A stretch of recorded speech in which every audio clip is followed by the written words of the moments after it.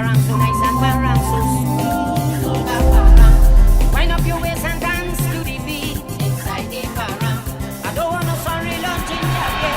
I ain't drinking them things this year. This Christmas all I want is a Spanish woman from Paramis. Digo Martin in a remix. From your people and Los Pavos, Don Maracas, Rampanaicas. I see her and I want her. I got to have her.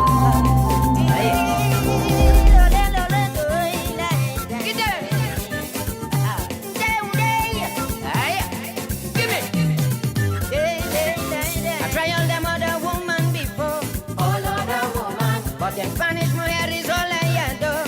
Them Spanish woman, I like to see them when they walk and whine. They full of and tenderness is so fine. You know how to cut and how to contrive to keep their family alive. So this year I want to take home a Spanish woman from Aruga, Spanish woman from Cumana, Spanish woman from Blanchie. Bring them in here. The manifest. All the youths, new dance, they are like us. All the youths rocking with the PNM. Everybody rolling with the PNM. All the steppers moving with the PNM. The PNM, PNM. New dance with the PNM, the PNM. All the youths and all the children. New dance with the PNM, PNM, the PNM, the PNM. Right foot, balize.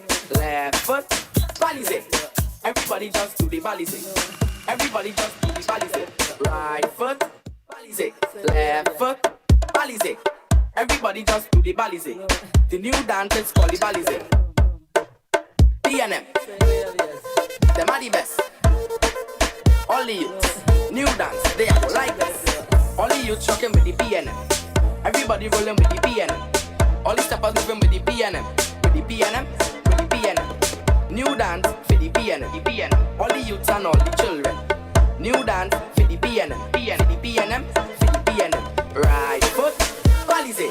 Left foot, for happiness. Then deliver all the promises. Integrity at its finest. New dance, balize, just do it. New dance, balize, just do it. Red flag, red rag, youths and all the children. All the youths rocking with the PNM. Everybody rolling with the PNM. All the steppers moving with the PNM. With the PNM, with the PNM. New dance for the PNM, the PNM. All the youths and all the children. New dance for the PNM, PNM. Everybody just do the balize. Right foot, balize. Left foot, balize. Everybody just do the balize.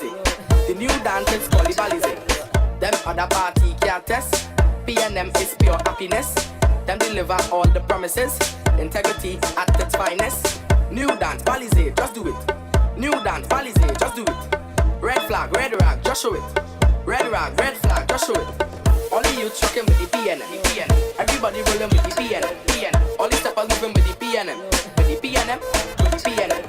New dance for the PNM, the PNM. All the youths and all the children. New dance for the PNM, for the PNM, for the PNM. Right foot, balize. Left foot, balize. Everybody just do the balize. Everybody just do the balize. Right foot, balize.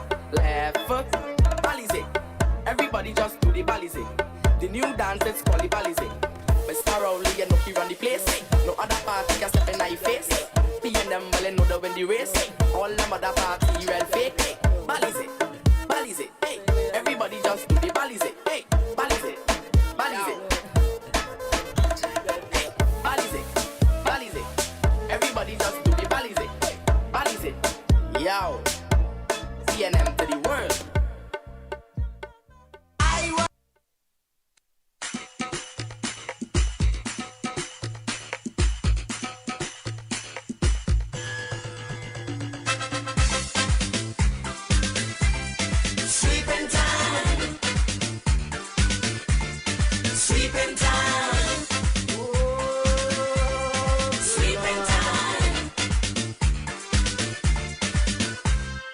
I was in the laboratory.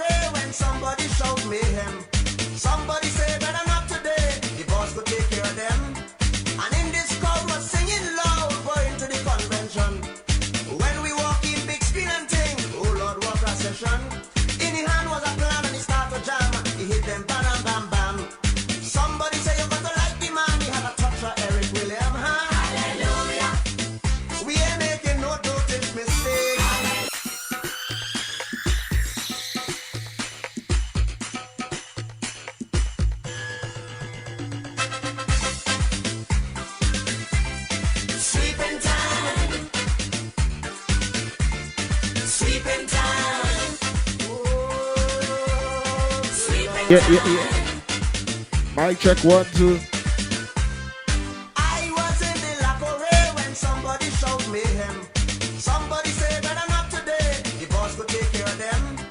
And in this crowd was singing loud. What a pleasant good night going out to each and everyone in Barcode right now. One thing, oh Lord, what a session. Welcome one and all. There was a plan and he started to jam. He hit them bam, bam, bam.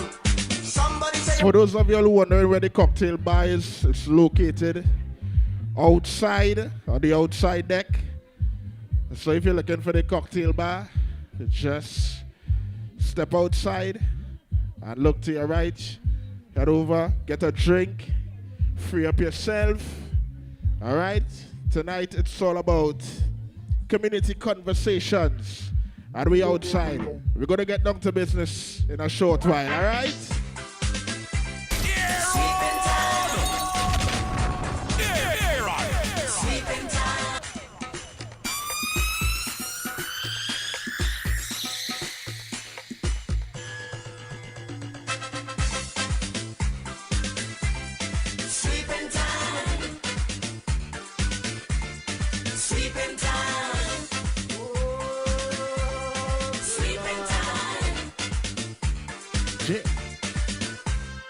I was in the Lacoray when somebody showed me him. Somebody said better not today. The boss could take care of them. And in this crowd was singing loud, going to the convention. When we walk in big screen and ting, oh Lord, what a session. In the hand was a plan and he started to jam. He hit them bam, bam, bam. Somebody say you got to like the man. He had a touch of Eric William. Hallelujah. We ain't making no dosage mistake. Hallelujah. What the opposition get, they go take. Hallelujah. When I say okay, you know what I mean. Hallelujah. Get all your broom, we sweeping this country clean. Hallelujah. We can't fail. Hallelujah. Next in the tail. Hallelujah. Great is the PNM. It shall prevail. Sweeping time. Sweeping time. Sweeping time. One nation is say one people today, a dynamic diversity. A party strong because all along we celebrate our plurality. Equality right across the board, everybody have a chance. That's why all along every place in town is Lucas leading the dance. We talking about the ultra-modern social infrastructure. Education become priority one on the national agenda. Hallelujah. We ain't making no dosage mistake. Hallelujah. So when them opposition get, they go take. Hallelujah. Nice. So, oh boy, like I have a cockroach in my throat, boy. Hey, oh boy. All right, everybody. So, before I go any further, let me introduce myself. My name is All Star Aaron, and officially, I would like to welcome each and every one of you here tonight. Welcome to something we're going to call Community Conversations. This is the finale. So, I want you all to give yourselves a round of applause for being here tonight, making it your duty to be here. Yeah. I've seen some familiar faces in the building, so I'm happy with that. Shout out to my boy Quincy, my big brother. Naku, I see you. You good? All right. So tonight, yeah, what's going on? Tonight is a vibe. Right, first thing I want to let you know, tonight is all about a vibe. We're vibing, we're hanging out, we're chilling, we're easing the tension a little bit, we're taking a little drink, and we're going to converse. All right? All you good with that? Lovely. So, before we really get into the real deal tonight, I want to welcome the man who is leading the Tobago Council of the PNM right now, Mr. Ansel K. Dennis. But tonight I feel like I could just say Ansel. I could say Ansel. Good. Welcome Ansel, ladies and gentlemen. Welcome. Give him a round of applause. All right? So welcome.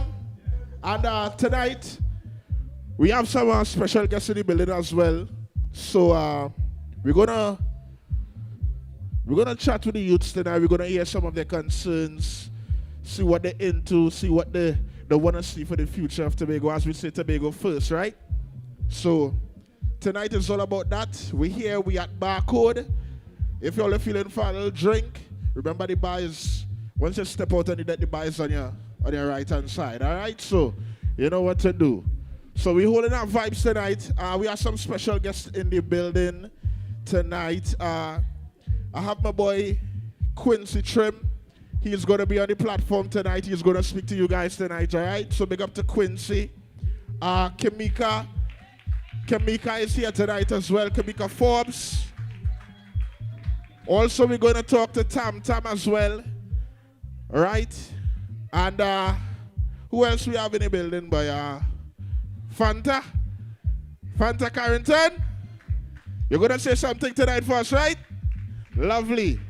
All right, so we're going to touch on various topics tonight. But remember, we're liming, we're chilling, we're holding a vibe. So we want no tension, anything. If you had a little stress today, you know the boss stressed you out today, yeah, what's going on? We're easing all that tension here tonight, right here at Barcode. So boss, do you feel we can get in at one time? Yeah, let me just say a couple words. What? Let me bounce you low here now. No, if you keep the music running. A little thing? All right. Keep it low. Right. No, I asked me about to go on. Nice. All right, well, let me say good evening to everybody. How are you feeling? Everybody went by the bar already? Well, the bar is self-serve tonight, but don't overdo it. Pour the drinks light. Since the last budget, alcohol went up, right? So take it easy. But let me welcome all of you to Community Conversations finale. And this evening is about the young people. We will be talking to several young people on issues like sports, tourism, orange economy, entrepreneurship, and otherwise. So we just want you to have a good time, have some drinks, let's have some conversation, and at some point in time, we'll open the floor for everybody to pose questions to me. So I'm willing to answer any question that you may want to ask. And as we know, no question is a dumb question. All right, so welcome again to all of you, and let me get this thing cracking. Yeah, so what I want to do, we want to get into it one time because I don't feel like we have time to waste tonight. Yeah, you know, let me get into it one time. Straight into it. Yeah. Right, so.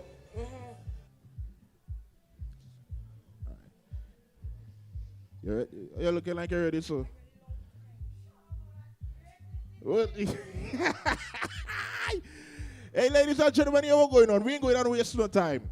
I want to bring to the stage to have a conversation with the future Chief Sec of Tobago. We're speaking it into existence, right? I want to bring to the stage to have a conversation with the future Chief Sec of Tobago, Ansel K. Dennis, 𝐂𝐨𝐬𝐬𝐿 Forbes. And let me touch on the topic of sports one time now.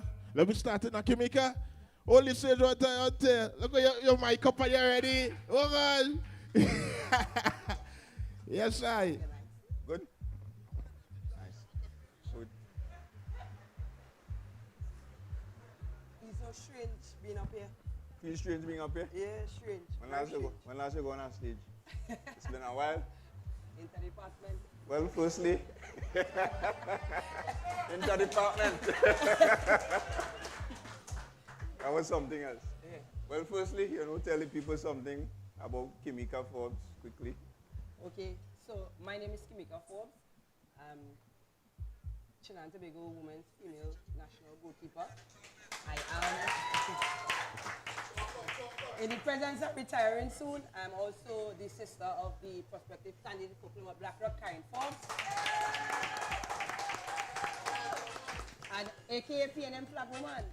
Can't miss me. Right? And a Wim and Lincoln primary school girls coach. Football. I love to entertain, I love to have fun, and I love my Red Army.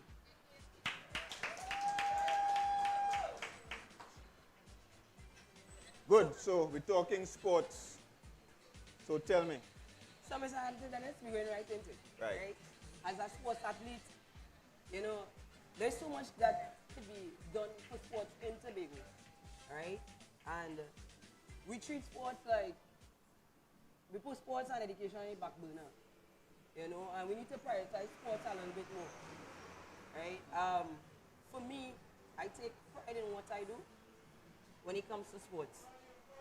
And let them turn it up here. All right. Right. So my conversation answer would be based on experience, being as a national athlete, right? And I'm just basically saying that a little bit more needs to be done. And then sometimes we're so focused on the financial part of sports and not worrying about the actual facilities that we need. Yeah, the actual facilities we need to, you know, to actually provide the service that we need. You know, there's funding. And when we go to apply for funding, the first thing they say, it don't have no money for funding. So how could you get a program for funding and you don't have no money for when we apply for this funding, right? There's so much track and field clubs in Tobago. There's so much football clubs. For example, look at Phoenix. Phoenix club at the moment trains in Patience Hill. Their field is unavailable to them. Wow. And they have no lights. You know, and that is something that's very hard. They played all their games last year in Trinidad. Only pro team from Tobago. And they played all their games in Trinidad. No facilities. Right? We have one facility, Dwight York Stadium. Right? And we need to differentiate now, hear what's going on. In these community fields, we need to know here what Shaw Park is for cricket or Shaw Park is for football. Plymouth is for football, but you can't tell me Plymouth is for football and put a whole cricket pitch in football in Plymouth. You can't tell me this time is for football in Shaw Park and then you come on and tell me it's closed for cricket. So when we have all these facilities, we need to say here what? This is for cricket, this is for football, this is for tennis. Right? Another observation, Shaw Park hard courts, right? They under reconstructions. Tennis right now, I think they are in Patience Hill. And that's only one club. And it's so hard that they are not allowed to use the complex for training. And if you guys don't know, there's a tennis athlete currently in Miami from the 𝐂𝐨𝐬𝐦𝐻𝐿 club, currently in competition, right? And a lot more needs to be done. We take sports for granted too many times. Definitely. Right? So, Mr. Dennis, I have 3 questions for you tonight. The first one, you know, under your stewardship, what investment will be made in quality sporting fields, gyms, and indoor facilities across the communities? Because that's supposed to be a priority for our athletes. All right. Well, let me start by saying that firstly, thanks to the People's National Movement, Tobago as an island has the most sporting facilities per population head than anywhere else in the region. Now, of course, the major issue we have now is maintenance. And I was shocked when I heard her said that Phoenix Football Club is training in Patience Hill. Patience Hill. So what happened to Canaan ground? No lights. And you see, it's about priorities, eh? Because to fix the lights is about, let's say, $20,000. Right? Might be around that or a little more. So they do have $20,000 to fix the lights, but they're flying all over the place. $25 million in airfare and accommodation for secretaries over the last 4 years alone. So it's about priorities. So we have to ensure that we pay attention to the maintenance of the existing facilities. And I want to say, as a commitment to the people of Tobago, when you elect the next PNM administration to the Tobago House of Assembly, we will place priority on sport in terms of the maintenance of the facilities There will no longer be a situation where our sporting teams, our athletes in communities want to use a facility and it's overgrown with bush and it's like a pasture for sheep and goats to graze. We will put an end to that. Now, in terms of additional facilities, we started the Bacolet Indoor Sporting Complex, which is to be named after the great coach Bertil Sinclair. We started that in 2020, or 2021, sorry. And for the last 4 years, that facility has just been left there, languishing. If you drive up the highway now close to the stadium, you will see the frames and them rusted. So by the time you elect the PNM and you're ready to continue that facility, I don't know, we might have to start from scratch, right?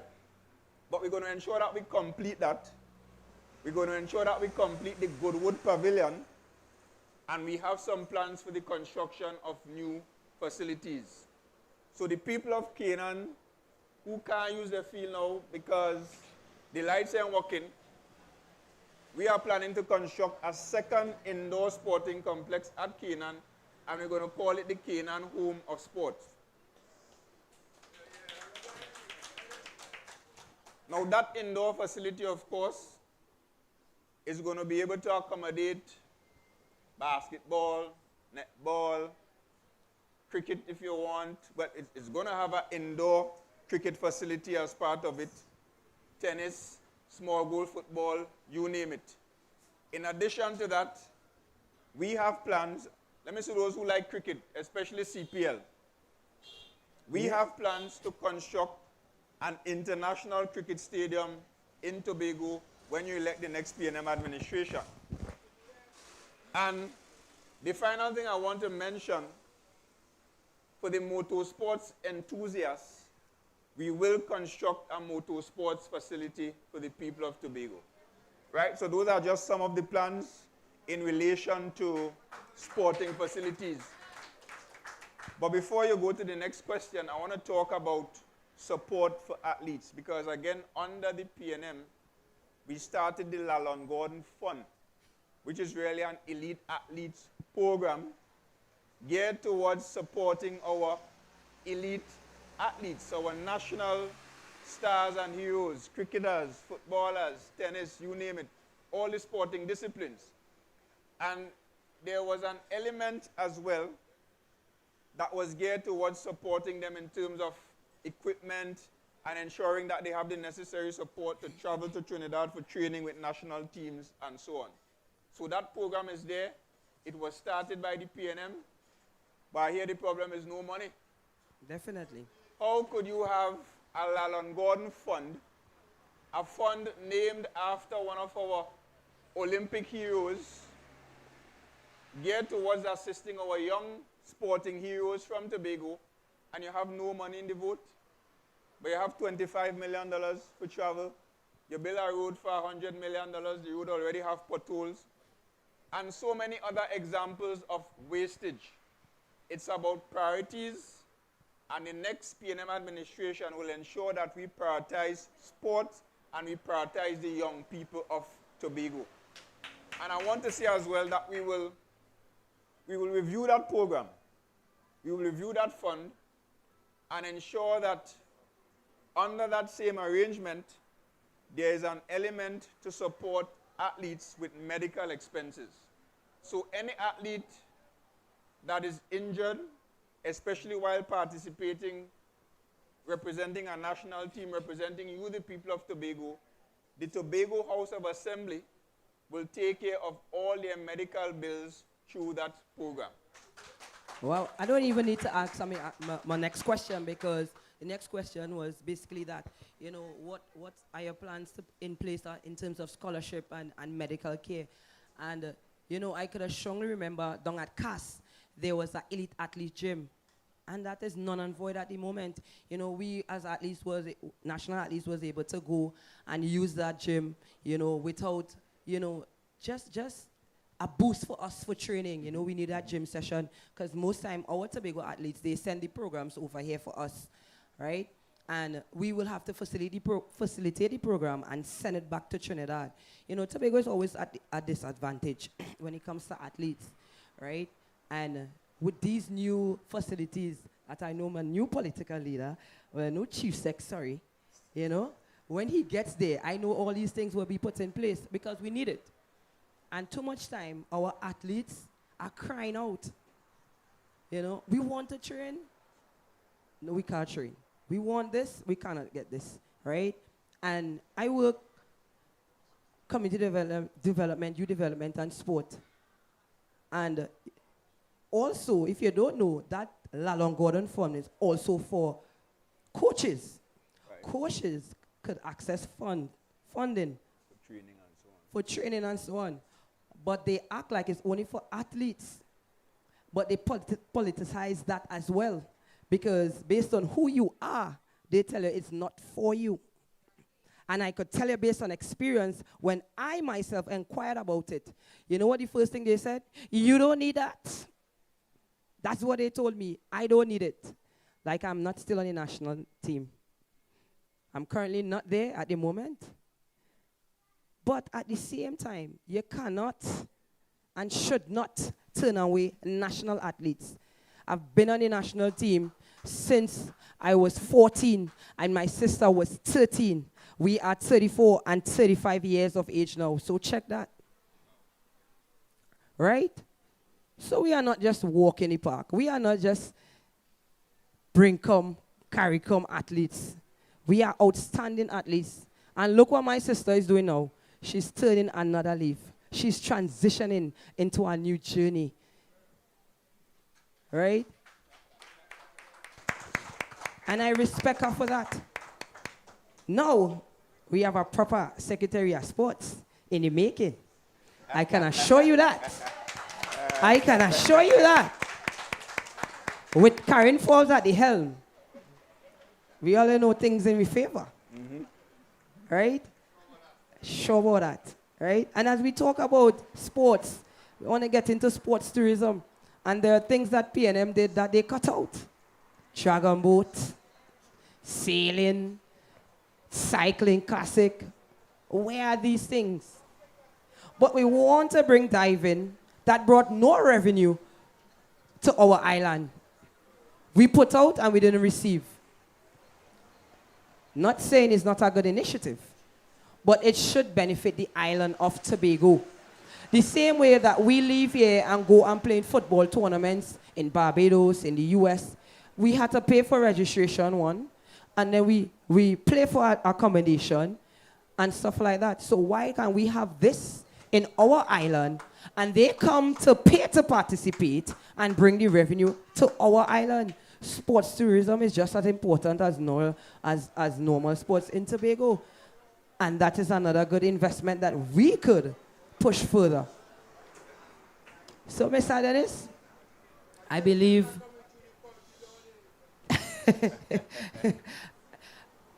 I believe that, PNM did great in terms of where sports is concerned, and then it died when this new administration came in. I say that with no remorse, and it's just the truth. It is just the truth, and I'm just talking based off experience. Yeah. Everything I'm being said right now is just based off of experience.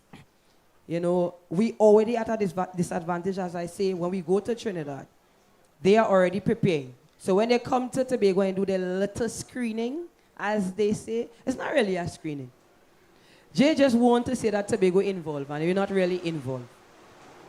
Look at our national team. Don't say Dwight York is a Tobagonian, because he's a coach. I'm talking about players. Mm-hmm. Talking about players. Who do we have at the moment? None.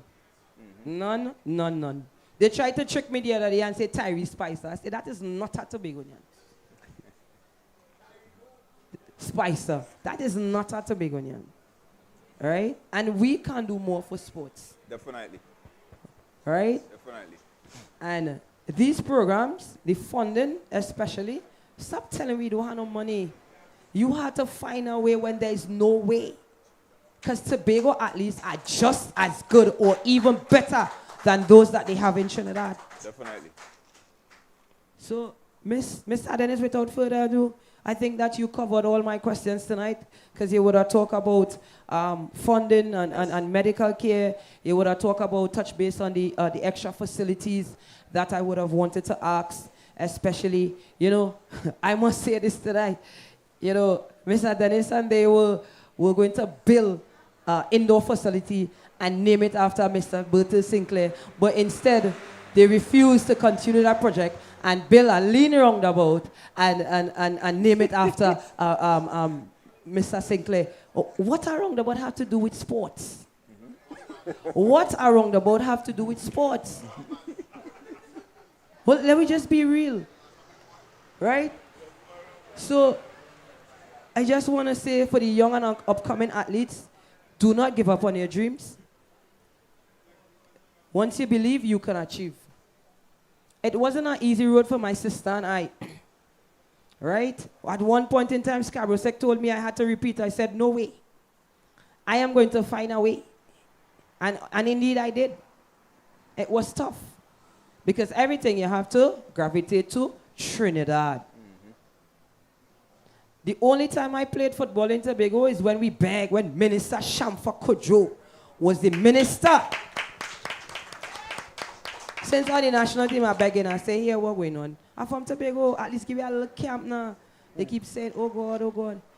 The first conversation I had with the minister, she said, talk to your coach now and get back to me. I say, Kenwin, here, what going on? We won our game, that qualifiers in Tobago. You say, what is the problem? He said, what you could do? I say, all right. One conversation. I text the minister, she personal WhatsApp. She say, Mix, here what going on? Text so by so, and let your coach and your manager come.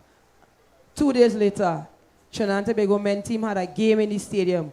They had a 3-nation tournament. I said, Minister, nothing ain't happening.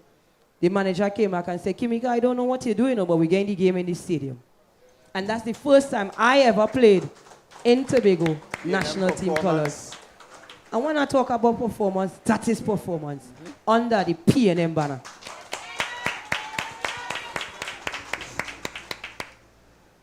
You know, Kimika, before you go, I will stay up there with our future chief sec. I say not all night tonight. Yeah, we say right? no So, remorse. before you go, I would like you all to converse about, you know, the our sporting teams over here, whether it be club football, whether it be school football, whatever, right? I notice a lot of the finals, we doesn't get plenty of them finals or semi-finals game playing in Tobago, right? I want you all to elaborate on that for me a little bit because, you know, so many parents have to find resources to go to Trinidad, get airfare, whether it be by plane, by boat, go down Trinidad, place to stay, all these things. And why teams from Trinidad can't do the same and come over to Tobago and support our finals being here? You understand? Full agreement with that. I agree with you, full 100. You know, like I said, everything we go to Trinidad. We go to Trinidad for everything. But we ourselves have to fight for that. Right? They had 4 years to figure that out, and they didn't figure that out. Right? And just to come off the topic a little bit of sports, that's why I applaud Miss Beverly Ramsey Moore at Tobagonian. As soon as she got to the helm, she brought pan-medium finals to Tobago. Right? And I said that today because my team was in the finals. And I kept saying, why we have to go to Trinidad? Why can't we advocate for one of the finals to come to Tobago? So since the primary school football, we keep going to Trinidad to play this final. And you know, congratulations to Bonaccord and congratulations to Signal Hill team and also RC. So Bonaccord and Signal Hill won, and RC, they were runners up today, you know, and I sure if that finals was in Tobago, oh my God, I would have been out there. I know the whole of Tobago would have been out there supporting them. And the home crowd is a huge advantage, right? And most time when we go to Trinidad to play football for these things, we go down the same day. So I could assure you that Bonaccord went down this morning and they played that game and then had to come back up to Tobago. Yeah, it's the same thing that we go through. So sometimes they say here what?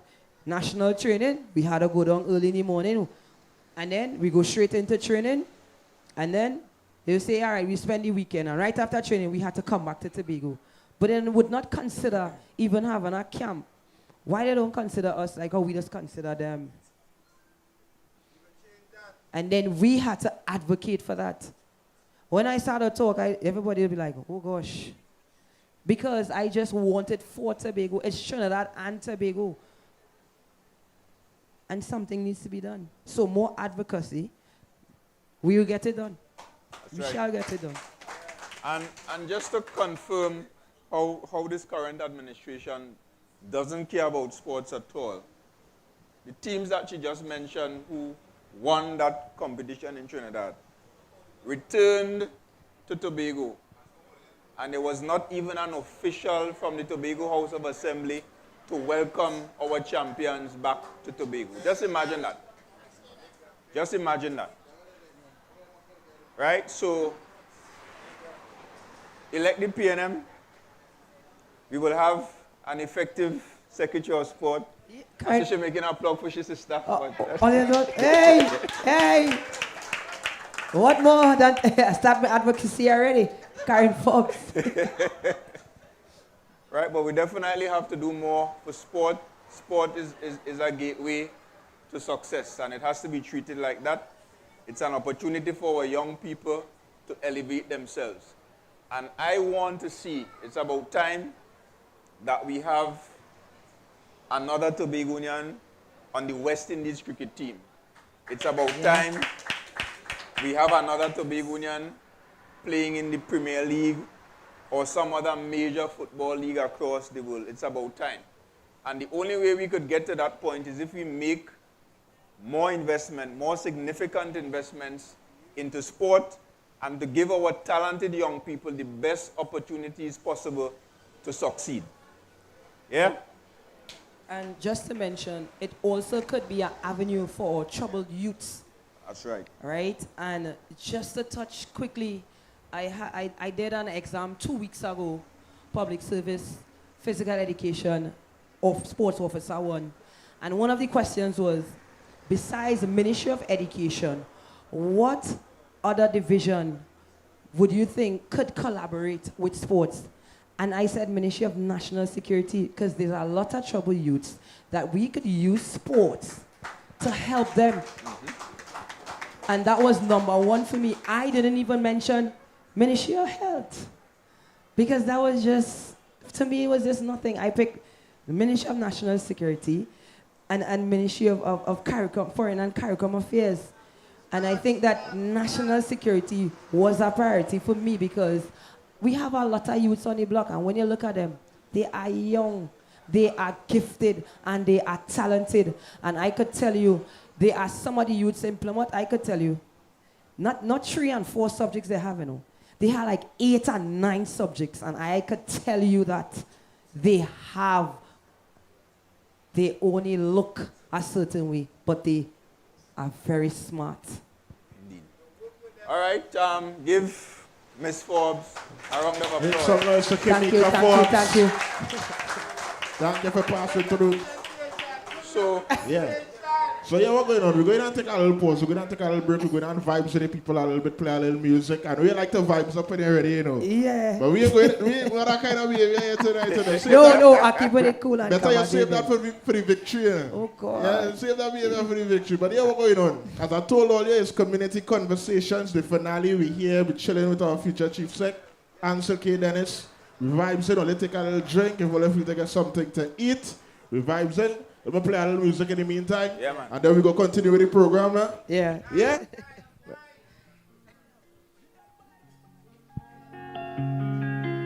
Hey, hey, hey, hey. I am so glad I got to serve you. Sometimes I think humbly I don't deserve you. But come on, peasant, I know you're proud in this moment. You are the reason.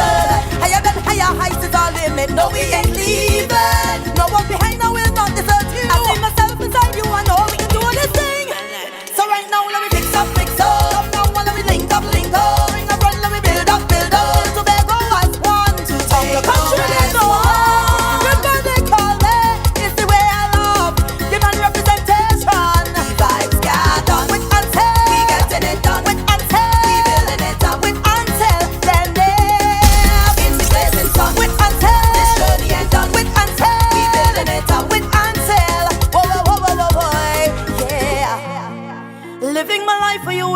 and honor. Oh, you are my friend, my sister, and my brother. So if you under pressure, I'm under pressure. If you having favor, I'm right here with you. Be an humble guide and protect you. Until done is will not neglect you. And I know that together you and I can do this thing. Well, they call him a child king. So try to debase him, but every day he keep on rising up. On the journey he keep on shining up. Cause red is the color of passion, red is the color of blood, not a person. Told for answer that is cause he come to do this work. Sign him up and we fix up, fix up. And now when we link up, link up. Bring again and we build up, build up. Together as one, to come the country they know. It's the record they call me. It's the way that I love. The man represented. One hand.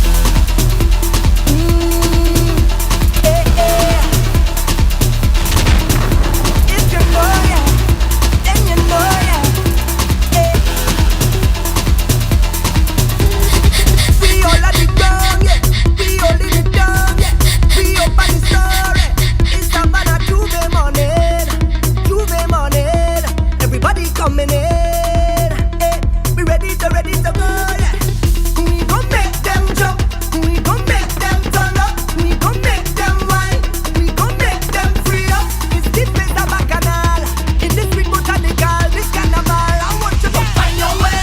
Everybody on stage, oh God, oh. If you're coming down from the mountain, oh God, oh. When we really beating in town, see me jumping on the savannah grass, the savannah grass. You could see it already touch red, oh Lord, oh. When the people tell you they cannot wait, oh God, oh. See this people don't pass the rum and rum. Eyes, you bless the woman and fight. Watch how the party come up tonight. We going out and party, the people better we causing trouble. Trouble. Just watch how we causing trouble. Trouble. Everybody buying bottles. Well, after we causing trouble. Somebody give me room to mash up this place. Front to the back to jump up and away. Whole place shall this madness in here. Bring everything way up in the air. Show them up there. Front to the back to jump up and away. Whole place shall this madness in here. Bring everything way up in the air. Show them up there. Look, they want me already. They go put me out, Lord. Light up, brother. Light up, boy. This is that kind of stupidness is not allowed, Lord. Light up, brother. Light up, boy. Why them no work good for them? They go listen to we kind of music and rhythm. Look, people all up in foreign, shouting this time what them missing. Talk past the rum, ice. You bless the woman and bite. Well, I going home lash up tonight. Because we out and party, the people fed.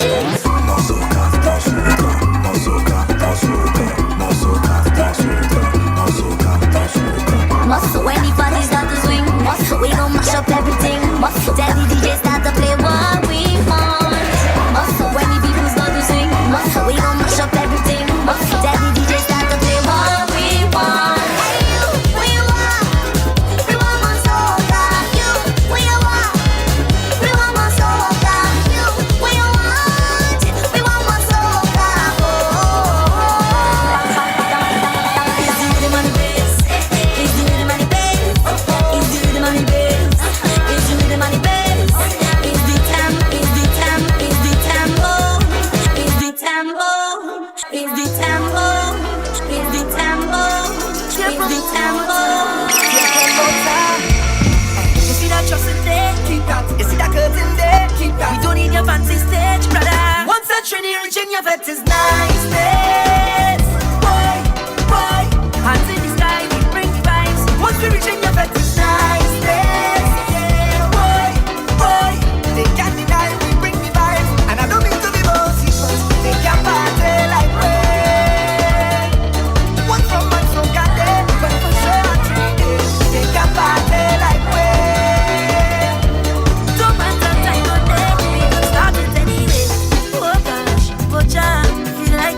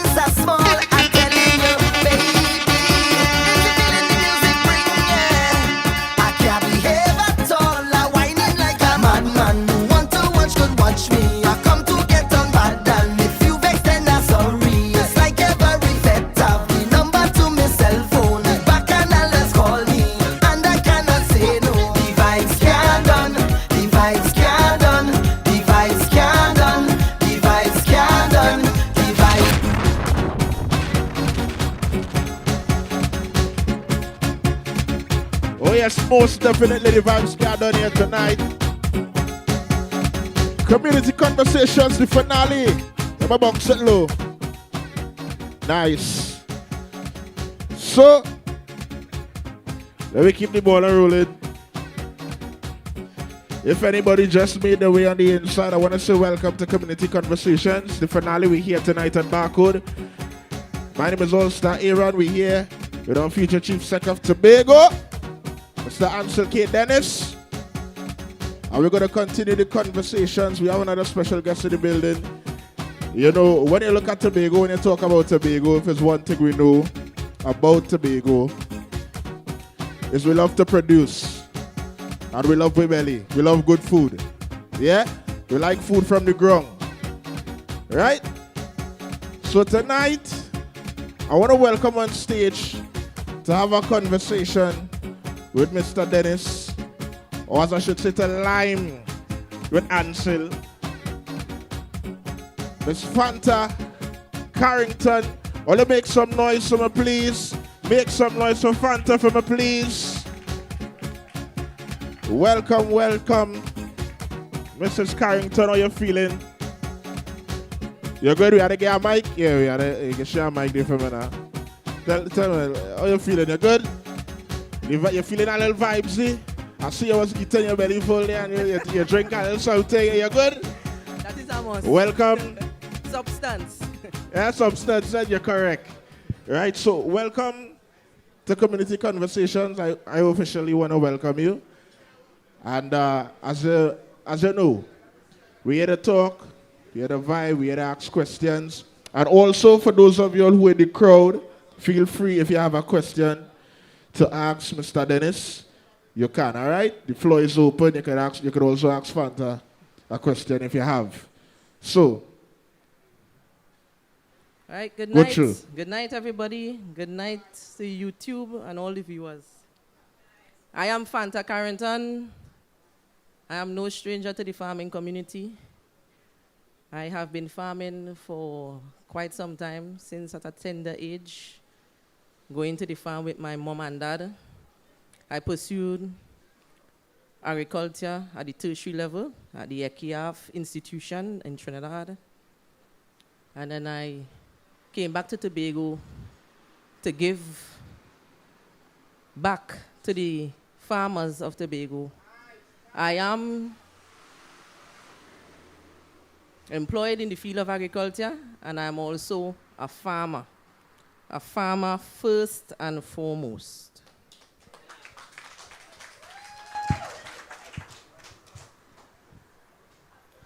I want to get straight into it.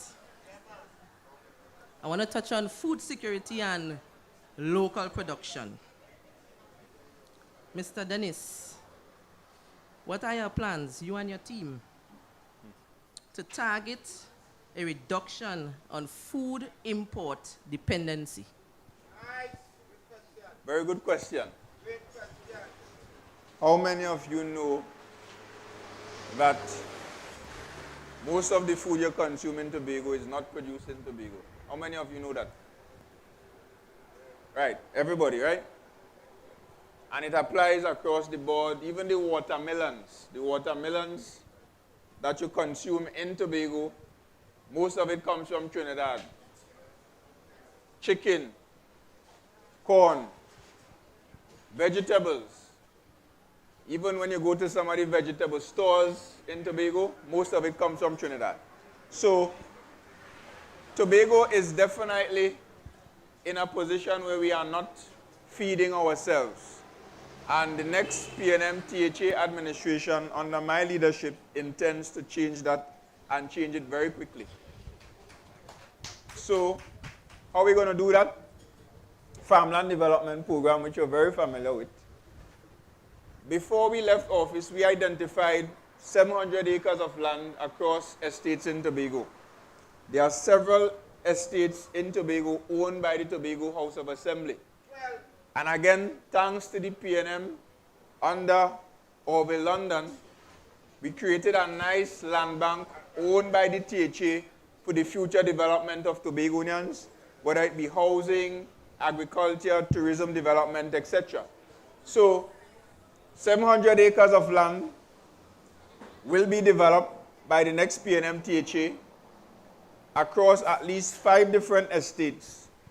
We're going to put in the roads, put in the electricity, put in the water, and we will identify existing productive farmers and also some new and budding farmers and distribute those lands to them. In addition to that, we will give each of them a grant from the Tobago House of Assembly of $100,000, and that money could be used to transfer, expand, or start up their operations at those new locations.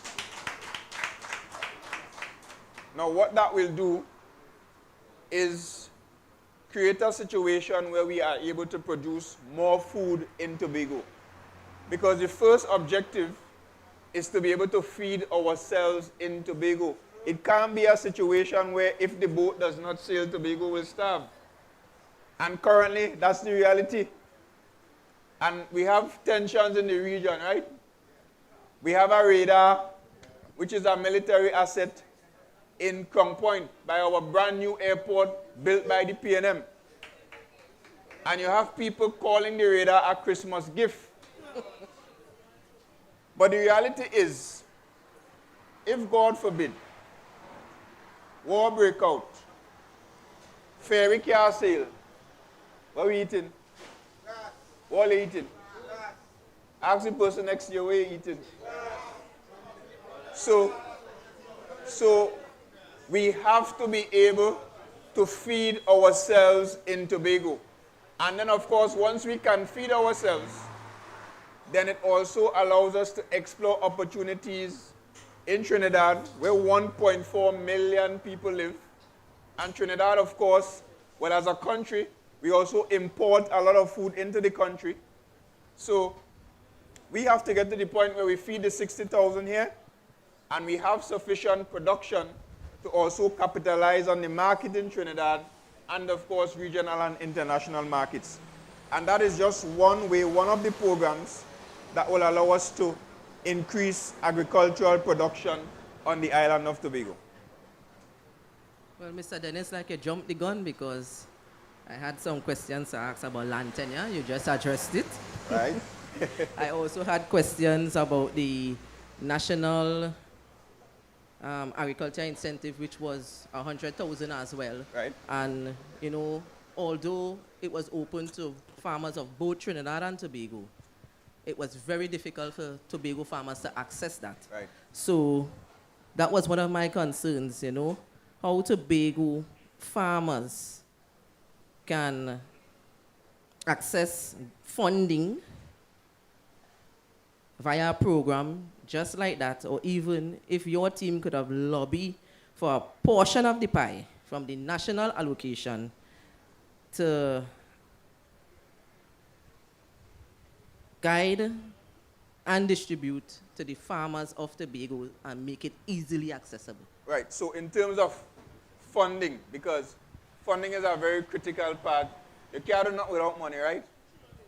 Money talks, as we learned recently. But anyway, the point is, you cannot do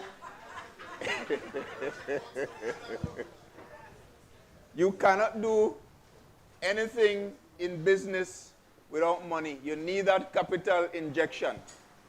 And we intend to improve the situation where that is concerned, not only for the farmers, but across the business sector in Tobago. So, first thing we're going to do, we're going to increase the grant ceiling from $25,000 that it currently is now to $100,000 for businesses across the board in Tobago. And of course, we will specifically target the sectors that are important to us: agriculture, tourism, creativity, and we also want person to start exploring opportunities in the green economy in terms of renewable energy and so on. Right? So we're going to increase that to 100,000, and that's grant funding. Now, on the loan side, the current ceiling through BDU, I think, is what, $250,000? We temporarily increased it to 500,000 during the pandemic. Under the next PNM administration, we will increase that ceiling to $1 million.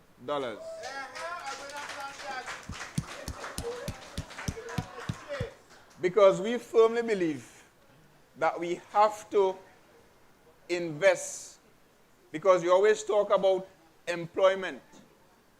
The Tobago House of Assembly cannot continue to employ the majority of Tobagonians. And when those on the other side will offer you a 10 days on and a 10 days off, we are offering you real opportunities. Because we're saying in order to create additional jobs, we have to build a more sustainable and resilient private sector. So it's important for us to invest in our business sector. It's important for us to make the necessary funding available to our businesses through those programs. And I'm saying that businesses across the board will have the opportunity to access through a THA loan guarantee program up to $1 million in loan financing.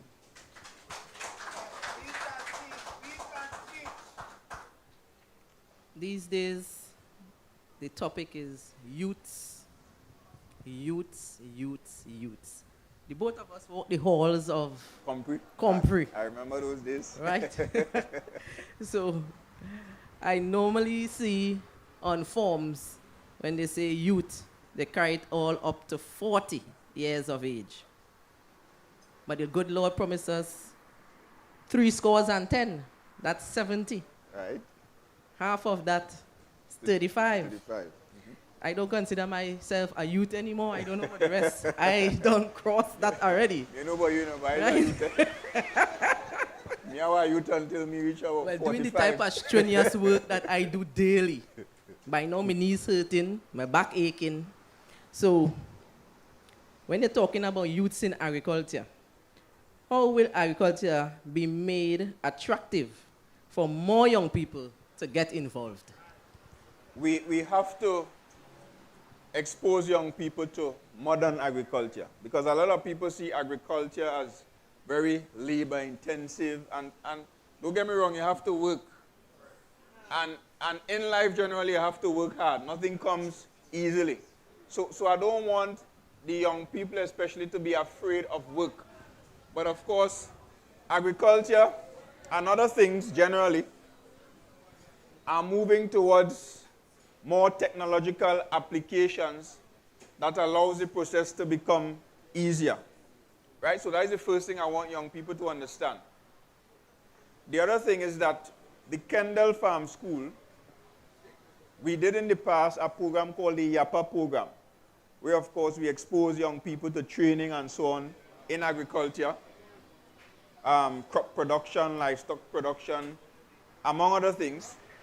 And we also committed that the graduates of that program will get piece of land to establish their own farm. And I want to make that same commitment that we're going to treat with that program again.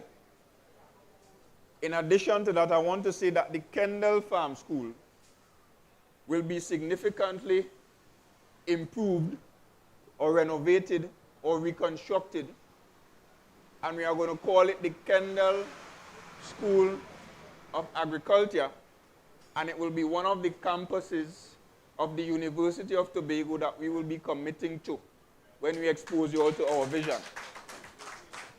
And that institution will of course provide opportunities for our young people to be trained and exposed to agriculture, and also the business side of agriculture, because agriculture have money in it.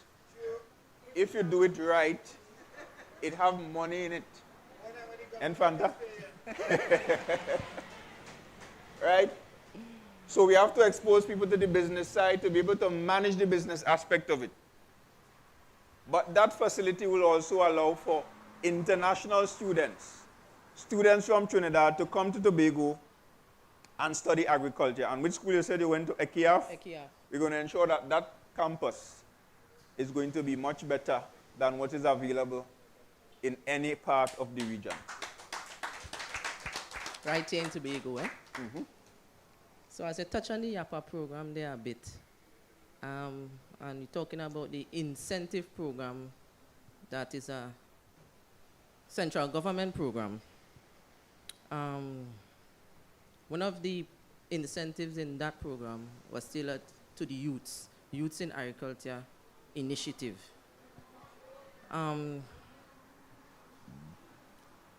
So you must have either training from Kendall Farm School under the YAPA program, or even the University of the West Indies or ECAF, right?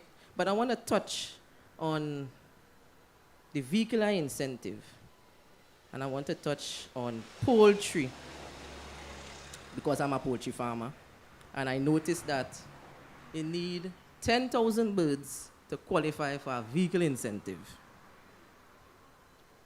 If That's you're doing that's with the ministry. with the Ministry of Right. Central Government Program, so that would be the incentive program under the central government that is tailored for farmers in both Trinidad and Tobago. The only person in Tobago that can access that incentive Marconi. is Mr. Marconi Egg Farm. So, having 1,000 birds, you are required to have 9,000 more. 20 bags of feed will only feed them for 8 days. I doubt I could carry 20 bags of feed on my back, so I need a vehicle. Your team have any plans to request and adjust and develop an incentive that would allow more persons, especially young people, to come into the sector, or even plan that will aid in the increase in production? Definitely. And let me just say that while the Ministry of Agriculture has their programs, and yes, Tobagonians can and have benefited from that, especially under the PNM. I remember helping some farmers in Tobago, even while I was out of office, to access those incentives from the Ministry of Agriculture in Trinidad. I was also told of a young person who started that homestead program as well, and was trained and was supposed to benefit from the arrangements in partnership with the Tobago House of Assembly. But of course, Trinidad and Tobago voted out the PNM on April the 20th. And you know what happened, right? All those programs were scrapped, right? So I'm not aware that those programs exist right now as we speak. But as the next Tobago House of Assembly, apart from the grant that I just mentioned, apart from the loan guarantee program that I just mentioned, we will also ensure that we put things in place to give additional incentives to farmers. And also the existing incentives, we've had challenges where they're not being processed on time and there's a lot of paperwork.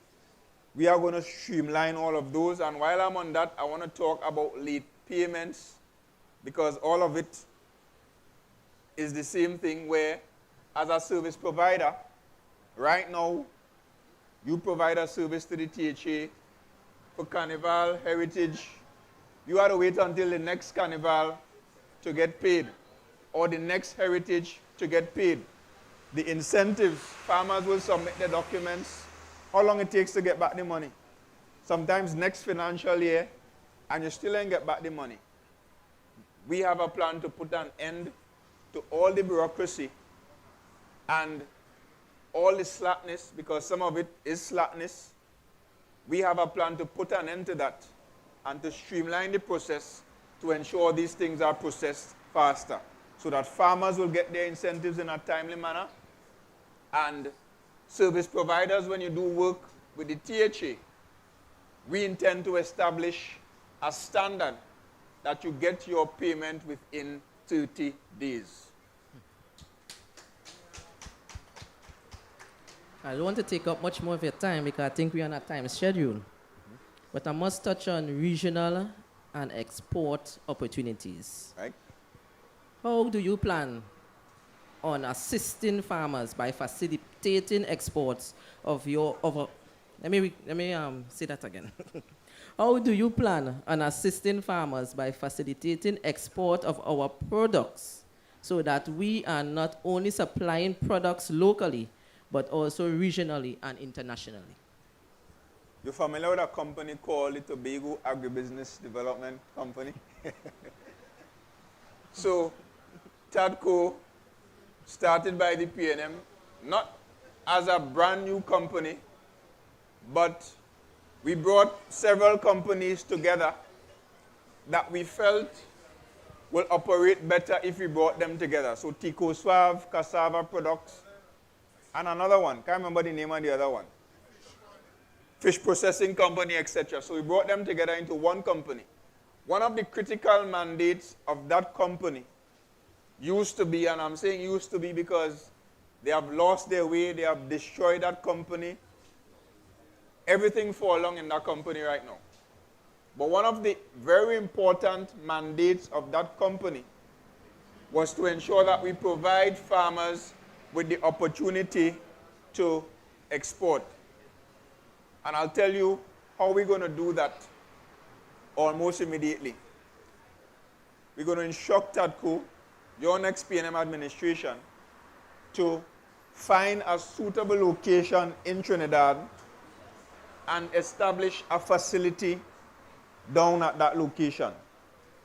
Because it is our belief that the farmer, unless they choose to do otherwise, should focus on production. Produce, produce, produce. And then TADCO, a company representing the Tobago House of Assembly, should be able to find the markets and help to distribute whatever you produce to the market. And we are saying that in Trinidad, there is a ready market down there of 1.4 million people, and there is also a regional and international market. But the best place to access the international market is where? Through Trinidad. So we're going to establish that location. We're going to take the goods from the farmers, brand them to be grown, because that's another separate initiative that we're coming with, to brand Tobago items in a specific way, to tell the consumers that, look, these items were grown in Tobago, therefore they're clean, they're safe, and they're more organic than most places in the world, and definitely than anywhere else in the country. So that's a specific brand that we're going to work on. But the idea is to ensure that we are able to readily access the Trinidad market, and that will be the responsibility of TADCO. So again, the farmer will produce, distribute it to TADCO, and TADCO will take responsibility for distributing whatever we produce in the Trinidad market, find other opportunities in the regional market, and of course the international market. If I'm permitted to ask one more question. Sure. What are your plans for water harvesting and conservation so that we, the farmers, can benefit during the dry season and in periods of water shortage? And I will tell you, one of the main things that we did, and I consider this a significant achievement, is that we established an irrigation system for farmers in 𝐂𝐨𝐬𝐬. And we spent a significant sum. I think that system, if I remember the figure clearly, cost $12 million. And it was about pulling the water from other sources like the river, etc., digging wells to store that water in the wells, and to ensure that during times of dry spells and during the dry season, that the farmers in 𝐂𝐨𝐬𝐬 were able to access water. There was supposed to be a second phase of that project. I'm not sure if that second phase was executed. I'm not sure if the system is working as it should, because this administration that is in office now, they have a habit for not continuing anything and for scrapping everything that's good. And I'm saying we're going to repeat that kind of arrangement in all the developments that I just mentioned under the Farmland Development Program, to ensure that farmers in those areas will always have access to water, especially during the dry season. Yeah, That's it for me with all my questions. Thank you very much. Give Fanta a round of Thank you. applause. You was a good host. Make some noise for Fanta Carrington for me, please. Anybody in the crowd have any questions? Remember we here to talk, you know.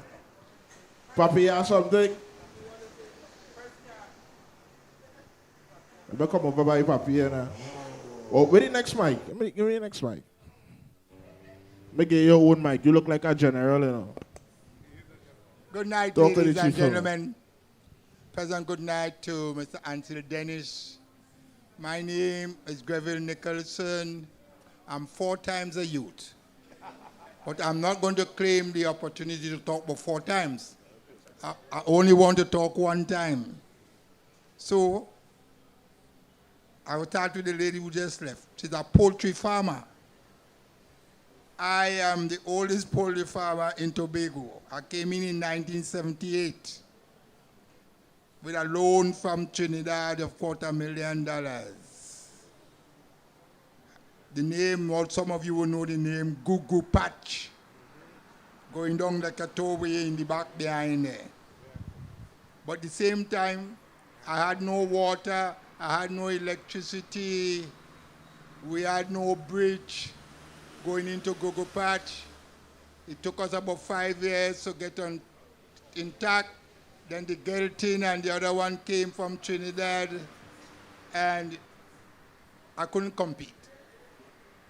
Reason, I was to put in a hatchery to assist with the poultry farmers. So I am suggesting a hatchery for Tobago for poultry farmers.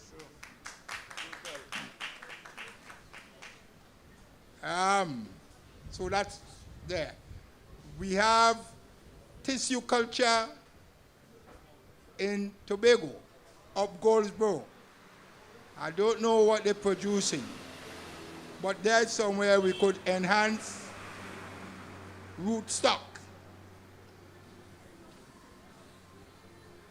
I have something on sports and education, but I want to close off by saying, invite all of you and all of Tobago to Charlottesville on Saturday coming 6 o'clock, for we're going to unveil a Christmas tree on the jetty. It was done and engineered by Greville Nicholson, and it was supposed to be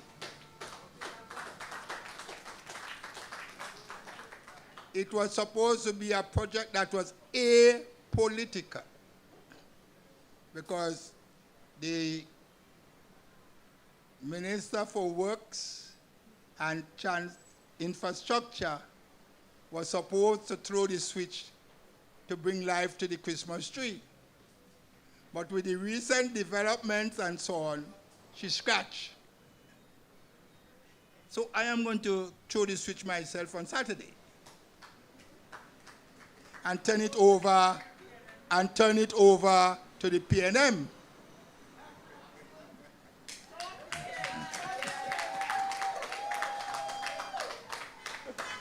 So I ain't get any funding from anybody else. All that is there was done by me, so I could give anybody I want.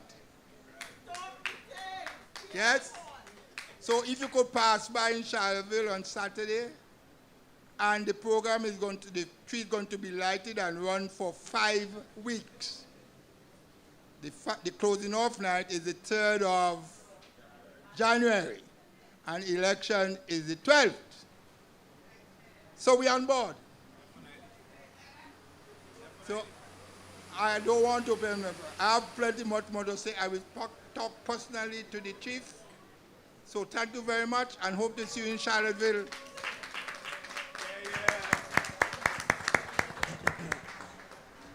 Chief, you feel like I take one more? Anybody else have a little question for the future chief? Let's take one more. One more? Anybody? I can't stand up here. I ain't see the light. The light in my eye. You have a question out there? Anybody? Let me see. Somebody up.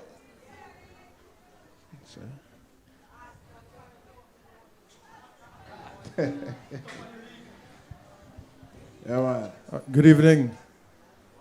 Good evening. Good evening, PNM people. Good evening, PNM family. Mr. Chairman, ladies and gentlemen, PNM family, political leader, Tobago Council. Political leader, Tobago Council. Could I have your attention, please, sir? Political leader, Tobago Council. Mr. Dennis, you had the opportunity before as the Chief Secretary of the Tobago House of Assembly. When the PNM wins the next THA election, what would you do differently? One, differently to what, the current Chief Secretary? No, I'm not so pivotal to go down that road. Right. What would you do differently from your term that you would have served as Chief Secretary Right. to what is happening now? Because from my understanding, everyone who were perceived to be PNM was sent home. And when the contract or contracts expired, they were not renewed. We are in a Tobago space.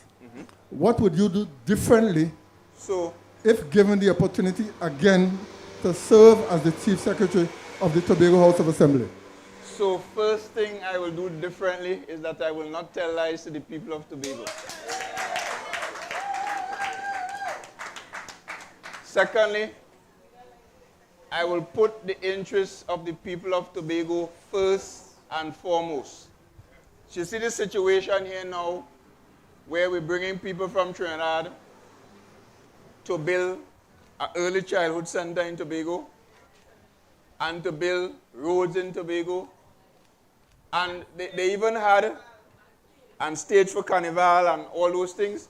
And they even had a program distributing farm produce to needy people in Tobago.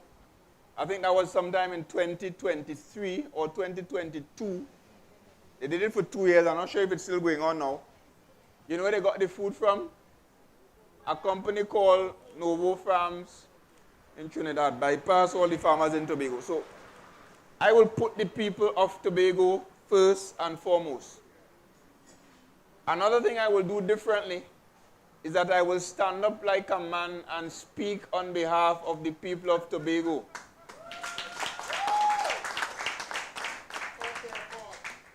So imagine we have, well, everybody know about the radar now. Tensions happening. 2 countries apparently on the verge of military conflict. We have been saying that this region should be a region of peace. Why?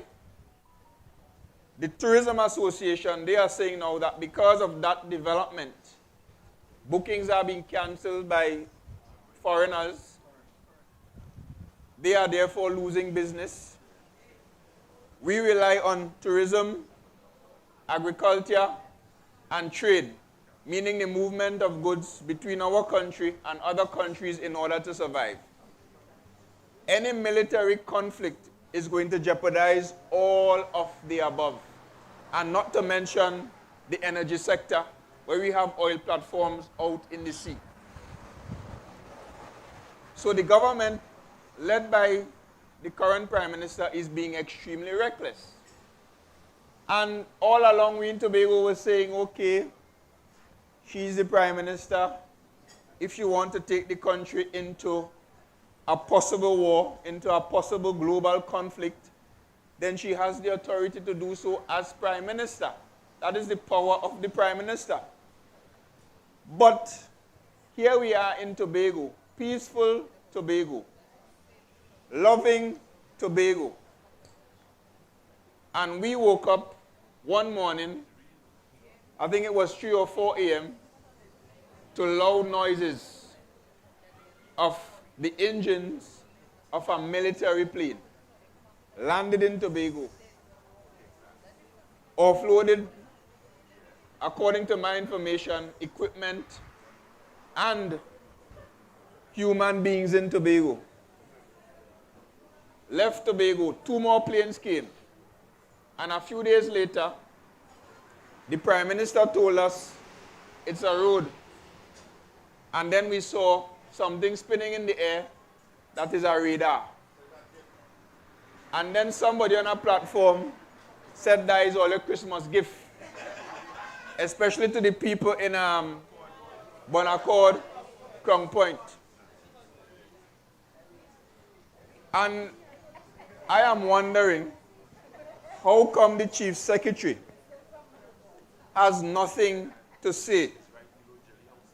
All he has done is defended the Prime Minister to tell us that the Prime Minister forget to tell him, and the fact that she sent 2 ministers recently to Tobago, then she should be forgiven. And even thank the Prime Minister for the disrespect. Can you young people here, and of course the older ones, the more senior ones, imagine if that was the former Prime Minister who is at Tobago now? Can you imagine the amount of noise the Chief Secretary would have made? But all of a sudden, you know when you have a dog, anyway, let me not go down that road. Right? But all of a sudden, the Chief Secretary is quiet. Can I interject, Nothing to Mr. say. Chairman, can I interject? And political leader Tobago Council, there's something in Tobago, our old people say decorum. And you have decorum. Don't go down that road. Yeah, I wouldn't go down that road. Right? But all of a sudden, he has nothing to say. He's not defending the interests of the people of Tobago. And as far as he's concerned, the government could take that decision behind our backs without informing us, without consultation, and put the same radar that the people of Grenada rejected right here in Tobago. And let us not be fooled by the Tobago East MP when he said it's an upgrade to the existing airport. The airport has an effectively working radar already for civilian purposes. What has been installed here is a military radar. And what I will do differently, you asked, I will not sit silently and allow our central government to disrespect the people of Tobago in that way.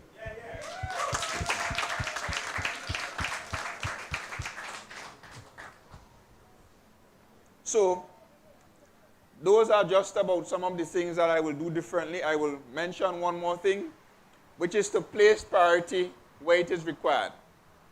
So, there will never be a situation where the Lalon Gordon Fund empty, but THA secretaries could jump on a plane.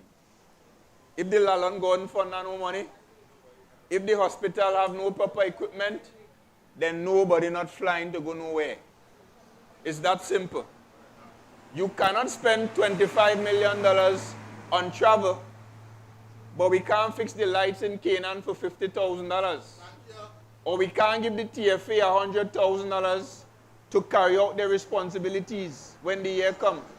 Or we can't give the Tobago Cricket Association any subvention for the last 4 years. That is what's happening in Tobago.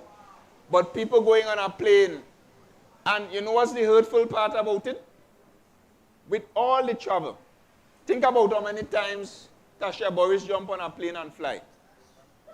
Zorisha Akit, Farley Augustine, Ian Pollard. Well, don't talk about Iso.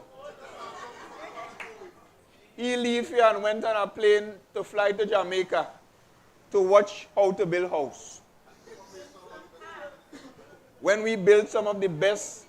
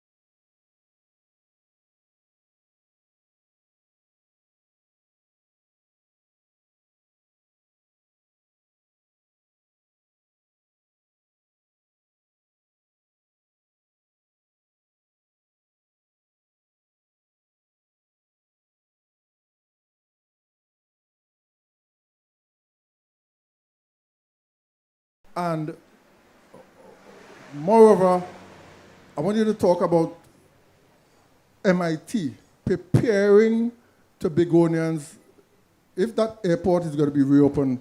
Yes, you talk about agriculture and preparing the agricultural sector for the influx of tourists, for the reopening of that airport, for the influx of tourists that will be coming here.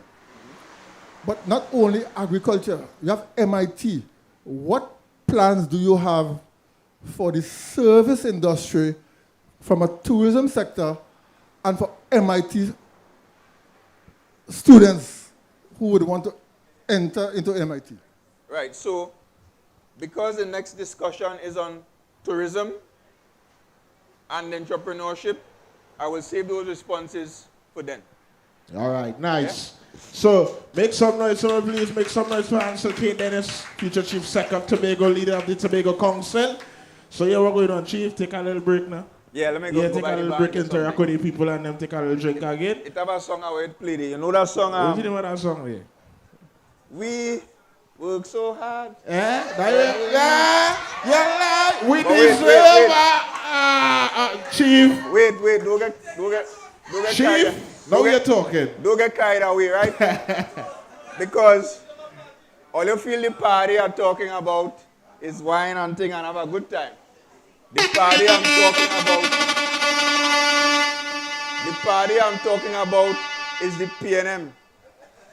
You deserve a good party managing your affairs in Tobago. So give me that song.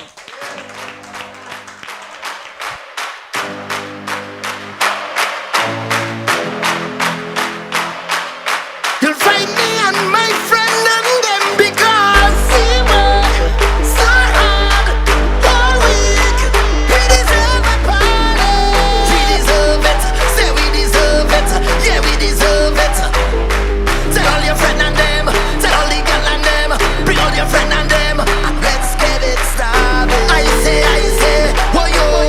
Also come and take a jump and let we start it by the jump.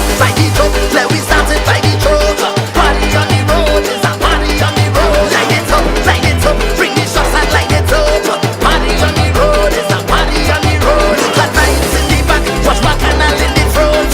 Party on the road, it's a party on the roadway. Come let me party on the roadway. So let me see your hands up in the air, wave them up in the band. People from everywhere, welcome up to the land of the party. We love to party. Why yo. 'Cause life is for the living, so we living it. And thanks is to be given, so we giving it. So don't be late, the truck and them can't wait. We are things to celebrate. I'm telling you, hard work without the smart work. In our world, we don't want no matter that. I need a little breather. 2 days on the road with some jam in the middle. Guys, we come, we need to find the middle. For the sake of peace of mind, so the middle of the road is where you'll find me and my friend and them because we work so hard all week. We deserve a party. We deserve it. Say we deserve it. Yeah, we deserve it. Tell all your friend and them. Tell all the girl and them. Bring all your friend and them. And let's get it started. I say, whoa, yo. Also come and take a jump and let we start it by the jump. Let we start it by the jump. Party on the road, it's a party on the road. Light it up, bring the shots and light it up. Party on the road, it's a party on the road. Look at lights in the back, watch bacchanal in the front. Party on the road, it's a party on the roadway. Come let me party on the roadway. Yes, I can hear them saying, boy, stop living in the past. Where can I find that energy, the raw magic that comes down from the grassroots? Yes, I'm from a place where soca the resounding power. You could feel anytime, any hour, sunshine or shower. You will feel it anywhere you look, and it reads like a storybook. I come from when Kong used to carry it. We used to carry it, when the Kong used to carry it. We used to carry it, when the Kong used to carry it. We used to carry it, when the Kong used to carry it. We used to carry it when Arima had it, Maturita had it, Santa Rosa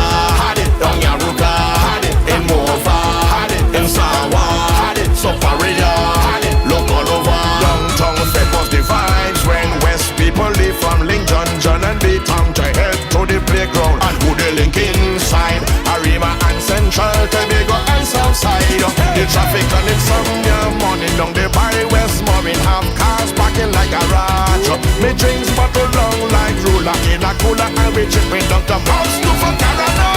Them time they the young used to carry it. We used to carry it on the ground, used to carry it. We used to carry it on the flat to the carry it.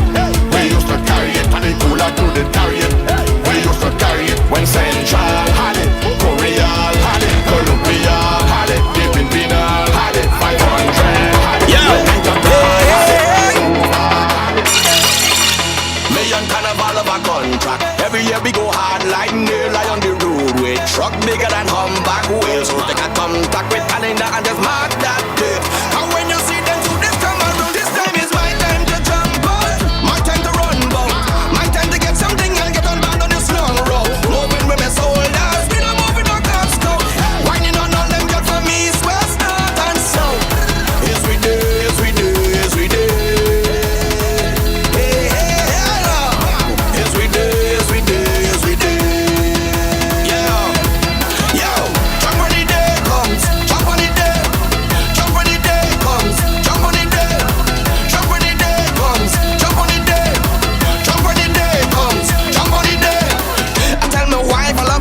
You should come along. Yeah. She sending vibes to all we like. Now we about 40 strong. Yeah. Who on the left, who on the right? We going out through town. My relatives they want the line, but I tell them see you when I come back. This time I will come back late. You wait for morning till last lap when we pump that street. Hold your right work hard. You don't know how long I wait. So when you see them do this come around, this time is my time to jump out. My time to run bout. My time to get something and get on back on this long road. Moving with my soldiers. We not moving no cops go. Whining on all them girls from east, west, north and south. Yes we do, yes we do, yes we do. Yes we do, yes we do, yes we do. I've been patient and I've been waiting.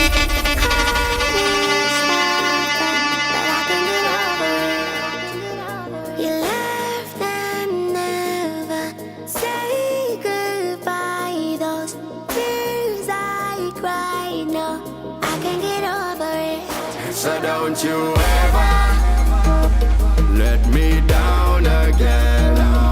Cause I depending on you, so you better come through this time. Please hear my cry. And if I ever let you down, my friend, it was a misunderstanding.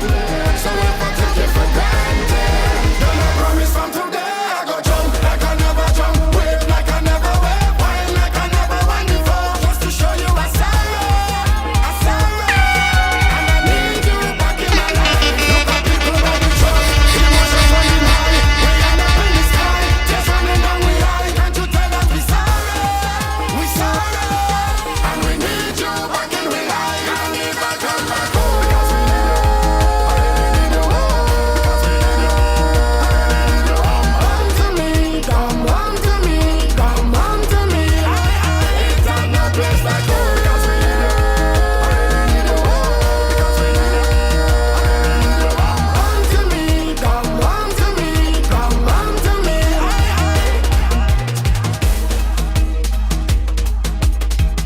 So yes, we here tonight, community conversations.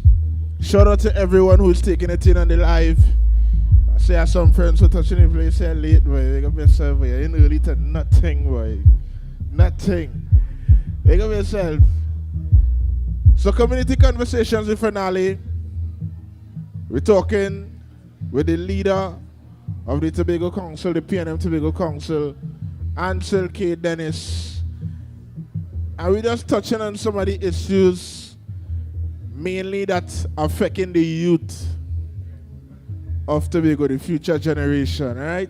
So all the youths in the building, if you feel free to just come forward, you understand, ask a question. Yeah, we just liming tonight. Remember, we're liming and we're vibing tonight. So free up all yourself. All the people on the inside, feel free to come out if you want. Right? So we're gonna keep it moving. And I want to invite, this man is our brethren. This man is like our mentor, our big brother. We done some work together over the years. So this one is a personal friend of mine. All right?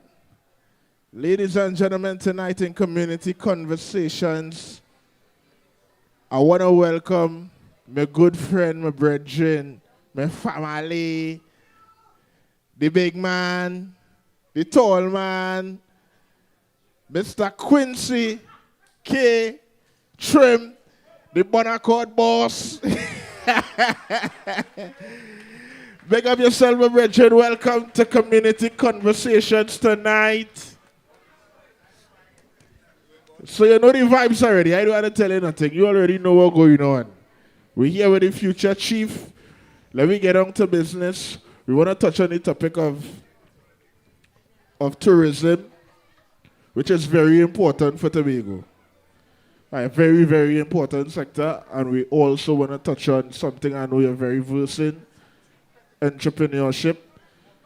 And we have the youths here. We want to educate them. And we also want to get them involved. All right? We want to go beyond, as I always tell them, we got to go beyond a one-time morning walk. You got to go beyond that. Yeah? So, ladies and gentlemen, Quincy Trim, Ansel K. Dennis, Community Conversations, the finale. Take it away, guys. Hi, good night. Good night, Mr. Dennis. I could see Ansel tonight. Mic check. Mic check. Mic. Oh, they hear me, right? Yeah, I born as Ansel and I didn't born as Mr. Dennis. Right, so let me... Quick introduction of myself. Hi, my name is Quincy Trim. Hail from the best village in Tobago, Canaan. Second best. Full of entrepreneurs, full of tourism activities, full of economic diversity. I began my entrepreneurial journey when I was 22 years old. Started with selling clothing, went into car rentals, went into travel agencies, and now into entertainment. I think at times we forget that entertainment and tourism go hand in hand because we now have the development of Tobago Carnival, Blue Food Festival, and other activities that will draw tourists to the island because of entertainment. So with that being said, my first question, Mr. Dennis. My first question, Ansel. How do you believe some of our tourism-driven events, such as October Carnival, Heritage Festival, Blue Food, can be improved and expanded? Number one, we have to treat with the access situation. Accessing Tobago during those peak periods, of course, is a major challenge. And we have some plans to fix that. So, number one, we are going to ensure that when we travel as secretaries and as a chief secretary, it will be for important purposes that will actually bring benefits to the people of Tobago.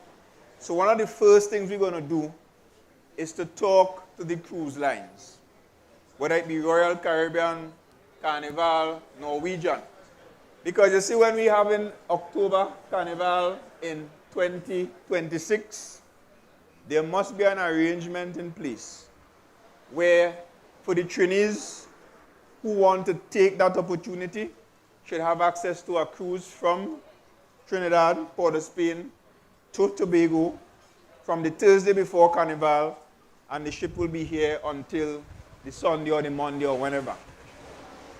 And of course, the capacity of that ship is likely to be somewhere between 2,000 and perhaps up to 4,000, 5,000, depending on what we could sell. But we're going to have those conversations because we have to find innovative ways to solve our transportation situation. We can't always just cuss Cal. When the PNM was in office, this THA was cussing Caribbean Airlines and cussing the PNM government. When the UNC came in, they stopped cussing and they started to pray for flights. Right now, we don't intend to cuss nor pray. We will find innovative ways to bring people to Tobago. And of course, that will allow trainees and even international interests to book that cruise arrangement, come to Tobago. We will have some unique Tobago experiences on board the cruise ship and so on. And they spend the entire carnival here. So they will live on the ship, eat, sleep, etc., come off, support the carnival, play mass, attend the events, go to Buku, go to the second best community, Canaan, go to Charlottesville, and explore Tobago.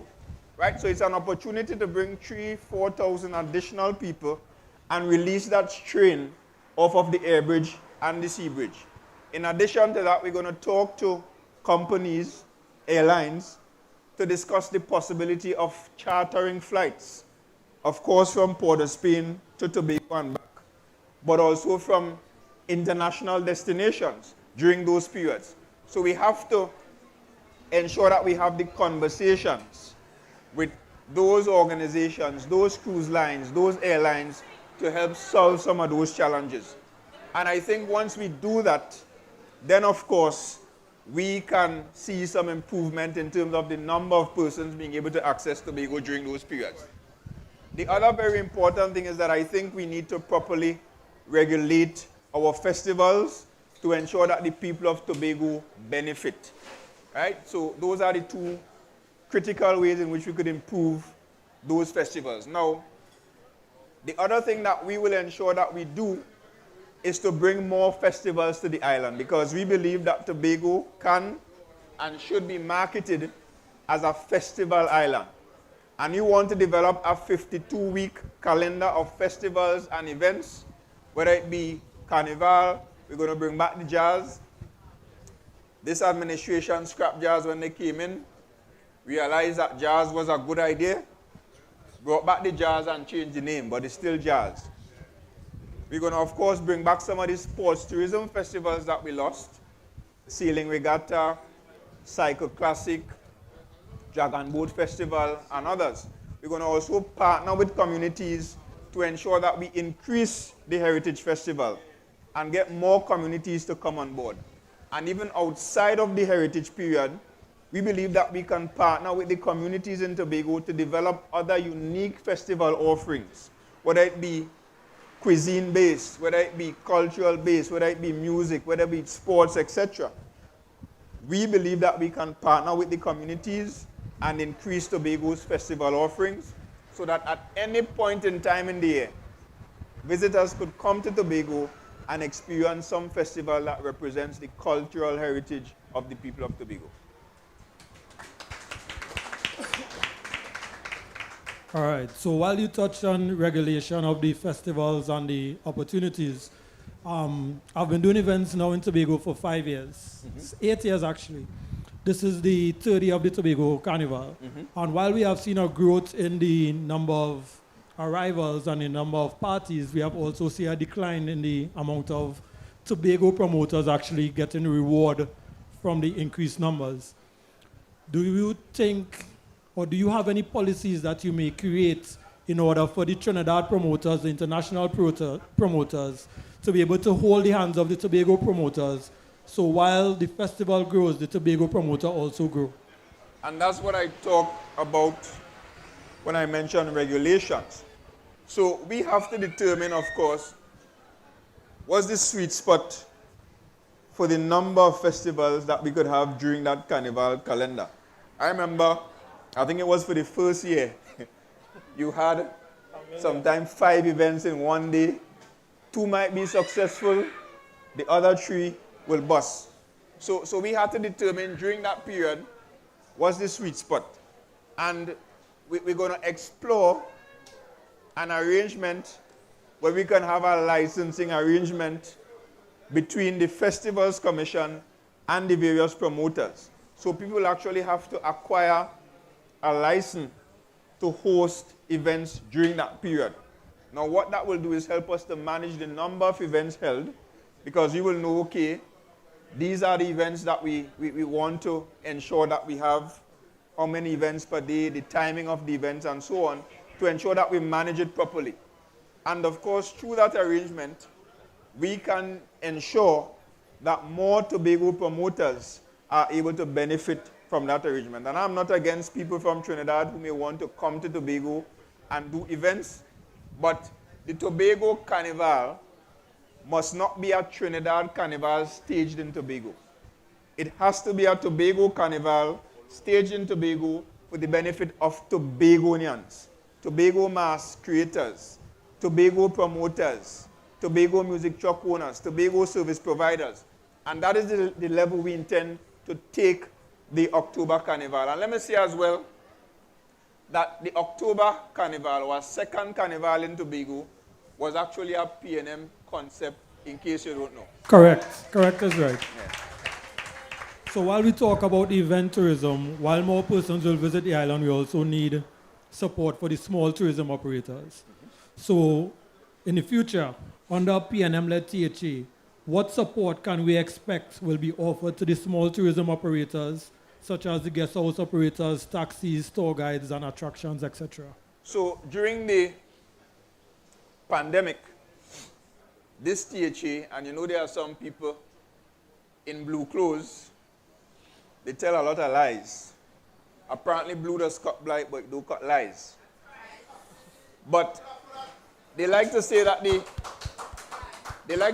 P&M did nothing for Tobago, which, by the way, is one of the most ridiculous claims you could make. But one of the things that we did is that we spent about $100 million to give to accommodation owners, especially the small property owners, to improve their premises and also to digitize their businesses. Because we realized that a lot of the properties were not properly advertising themselves online. And not just the properties, but some of the tour operators. They didn't have proper websites. They weren't necessarily collecting online payments and all those things. So we had to help them to improve their businesses in that regard. And the pandemic, because of that pause, allowed us to do that. So we did that kind of investment in the tourism sector. Going forward, we are going to ensure that we provide similar opportunities to our tourism sector operators. One of the things we have to do is to bring some of the incentives available to the attention of Tobagonians. A lot of Tobago operators do not know that if you are starting a tour business, then you should be able to bring in your boat, your jet ski, and whatever else tax-free. A lot of Tobagonians don't know that. A lot of Tobagonians don't know that if you're starting a taxi business, you should be able to import your taxi tax-free taxi, right? So it's about ensuring that we partner with the central government, who is responsible for those tax-free programs, and that we ensure that Tobagonians are aware of them and are given the necessary support to access those programs. And finally, all those incentives that I mentioned before in terms of the $100,000 grant and the loan guarantee program up to $1 million will also apply to all those tourism sector related businesses. So you talked about transforming Tobago to a festival island. Over the last 3 years, while some promoters have grown and other promoters have not grown as much, we have seen where Tobago is a spot, event tourism spot. So we're talking about Easter weekend, used to be Great Fete weekend, now we have no replacement, and now Carnival. Right. You have to try to get that back or replace it.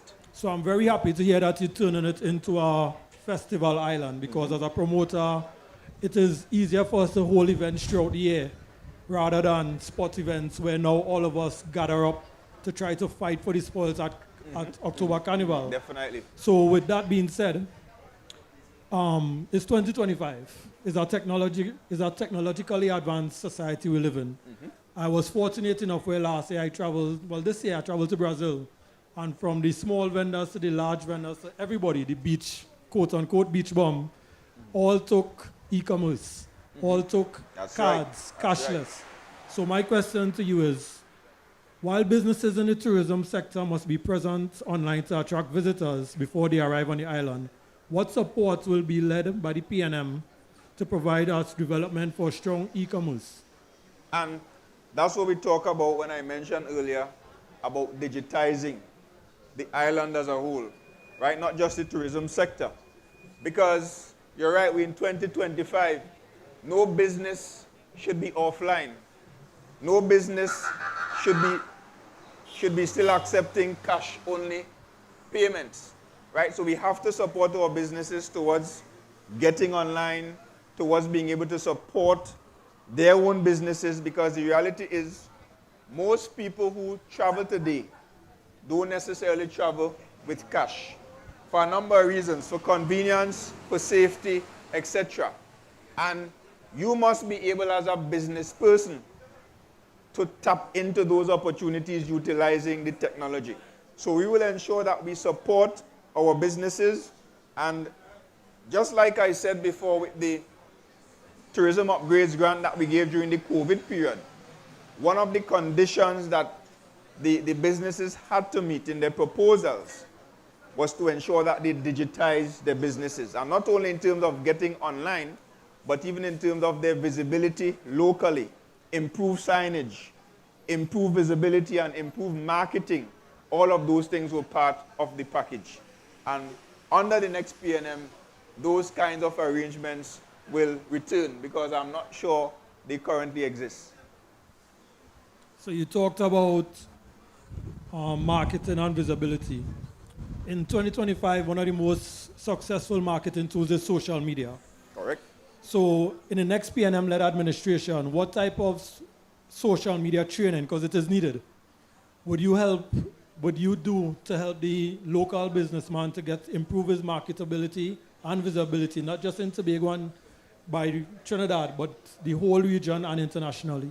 So the tourism sector will benefit from that kind of training, utilizing social media, utilizing technology, of course, to market their business, to meet new customers, and to improve the efficiency of their businesses. But more important than that is that we are going to embark on an island-wide customer service transformation program. Because not just the tourism sector, but across Tobago generally, we are not where we should be with our customer service. I like to say, you probably get the best customer service in Republic Bank. Right? Because I remember starting off in the bank in 2005, September the 19th. I remember it like it was yesterday. And one of the first things they did was to take you to their training center in central Trinidad, and you had to remain there for 3 days. Of course, they paid for you to stay and you travel down on a daily basis, a 3-day training program. And part of that was, of course, an orientation on the bank, what the bank stands for, the values, the philosophies, the services, the standards, etc. But included in that was a program called Customer Service Excellence. And we had to go through that program to learn customer service, because the bank, as a private sector organization, does not assume that anybody that is hired already understands customer service.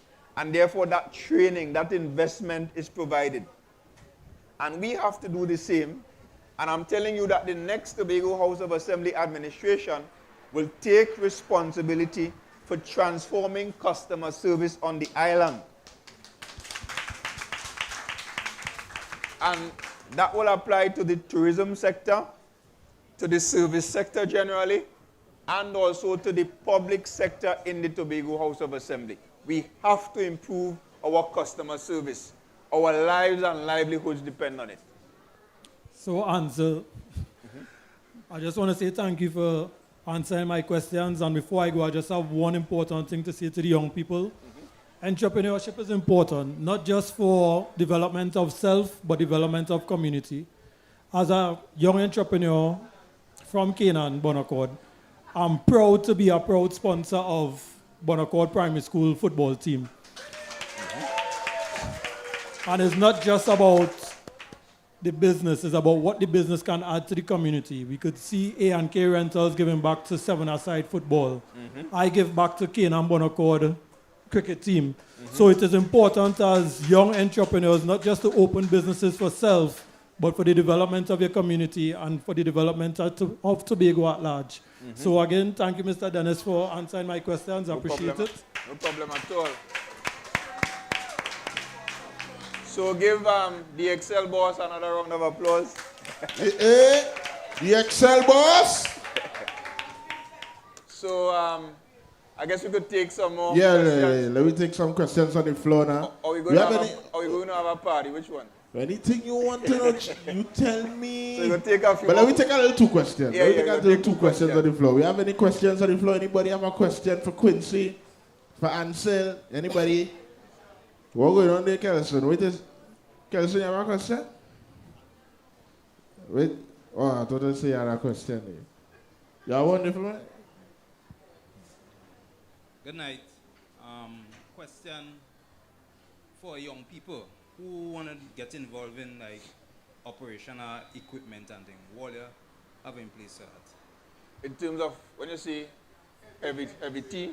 No, like excavator, bulldozing. Who want to learn these things for young people to get involved in these kind of things? Well, it's something we could look at in terms of providing training opportunities and so on. The question is though, what is the process? Because I'm not necessarily familiar with the process for people who want to learn to operate an excavator and to get the license. I don't know if anybody knows, but is it the same process? You go to the...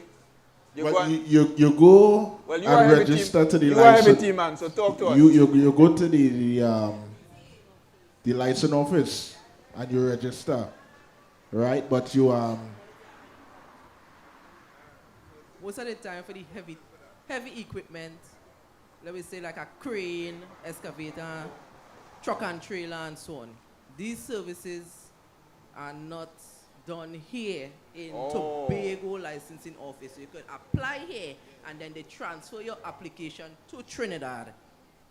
And then you go down there and you do you may be able to do the regulations here. But then you go to Trinidad to do the driving test and so that's on. for excavators too? Everything once any extra heavy equipment. So once you get heavy T, right, which is just like the regular 6-wheeler trucks, the 5-ton trucks, 10-ton trucks, these kind of things, you can get that in Tobago, but apparently you can't get the extra heavy like the long trucks, the trailers, the excavators, steamrollers, these kind of things. Anything that license as X, you have to do the regulations in Tobago, but apparently to do the driving, you have to go the test itself, you have to go to Trinidad. All right. So I would say that we could look at that and find out the reasons why it has to be done in Trinidad. There might be good reasons for that. So we could look at it and try to understand the challenge as to why it has to be done in Trinidad. One of the reasons is that none of the tutoring schools, driving schools in Tobago, right, licensed and insured to do it. So it does not secure the learner and it does not secure the licensing officer in the vehicle. And what is preventing that? You need to get the insurance for the training schools in Tobago, the driving schools in Tobago. Okay.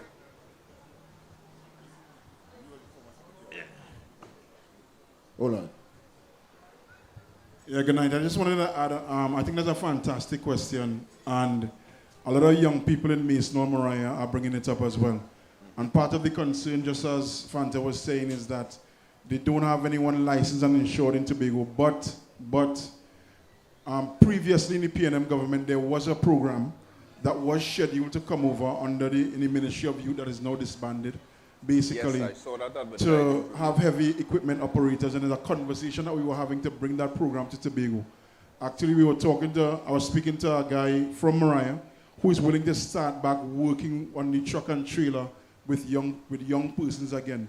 But again, it's just about getting enough people together so that we can get the instructors in Tobago, so that we can get, so again, if you have a group with the Tobago House of Assembly, because say, listen, we are offering this as a program just as we did in the past under the central government to bring young people up to scratch, because again, for the construction boom that is on the way, we need some heavy equipment operators, crane operators, and so on. So I'm looking forward to something like that in the new dispensation. Sounds good. I think we have one more question here, right? You're good? All right. You have an next one? With respect to the events and the tourism sector, boat rides seem to be a growing event in Tobago. And we don't have the type of ferry that could accommodate a boat ride in Tobago. Right? So persons who want to throw a boat ride normally use the tour boats down at the Bucko Reef. What can we put in place to mitigate that so that we could have that type of experience in Tobago? Yeah, sure. So I could answer that for you. So in 2020, the first Tobago Carnival, 2022, we had the Harbour Master come to Tobago. In 2024, the Promoters Association had conversations with, not the Harbour, was the smaller boat that Iowa have? Sea Champion. Sea Champion. So what happened with the Harbour Master is that they didn't have the facilities to board or dock anywhere on this side of the island, which is Scarborough and environs.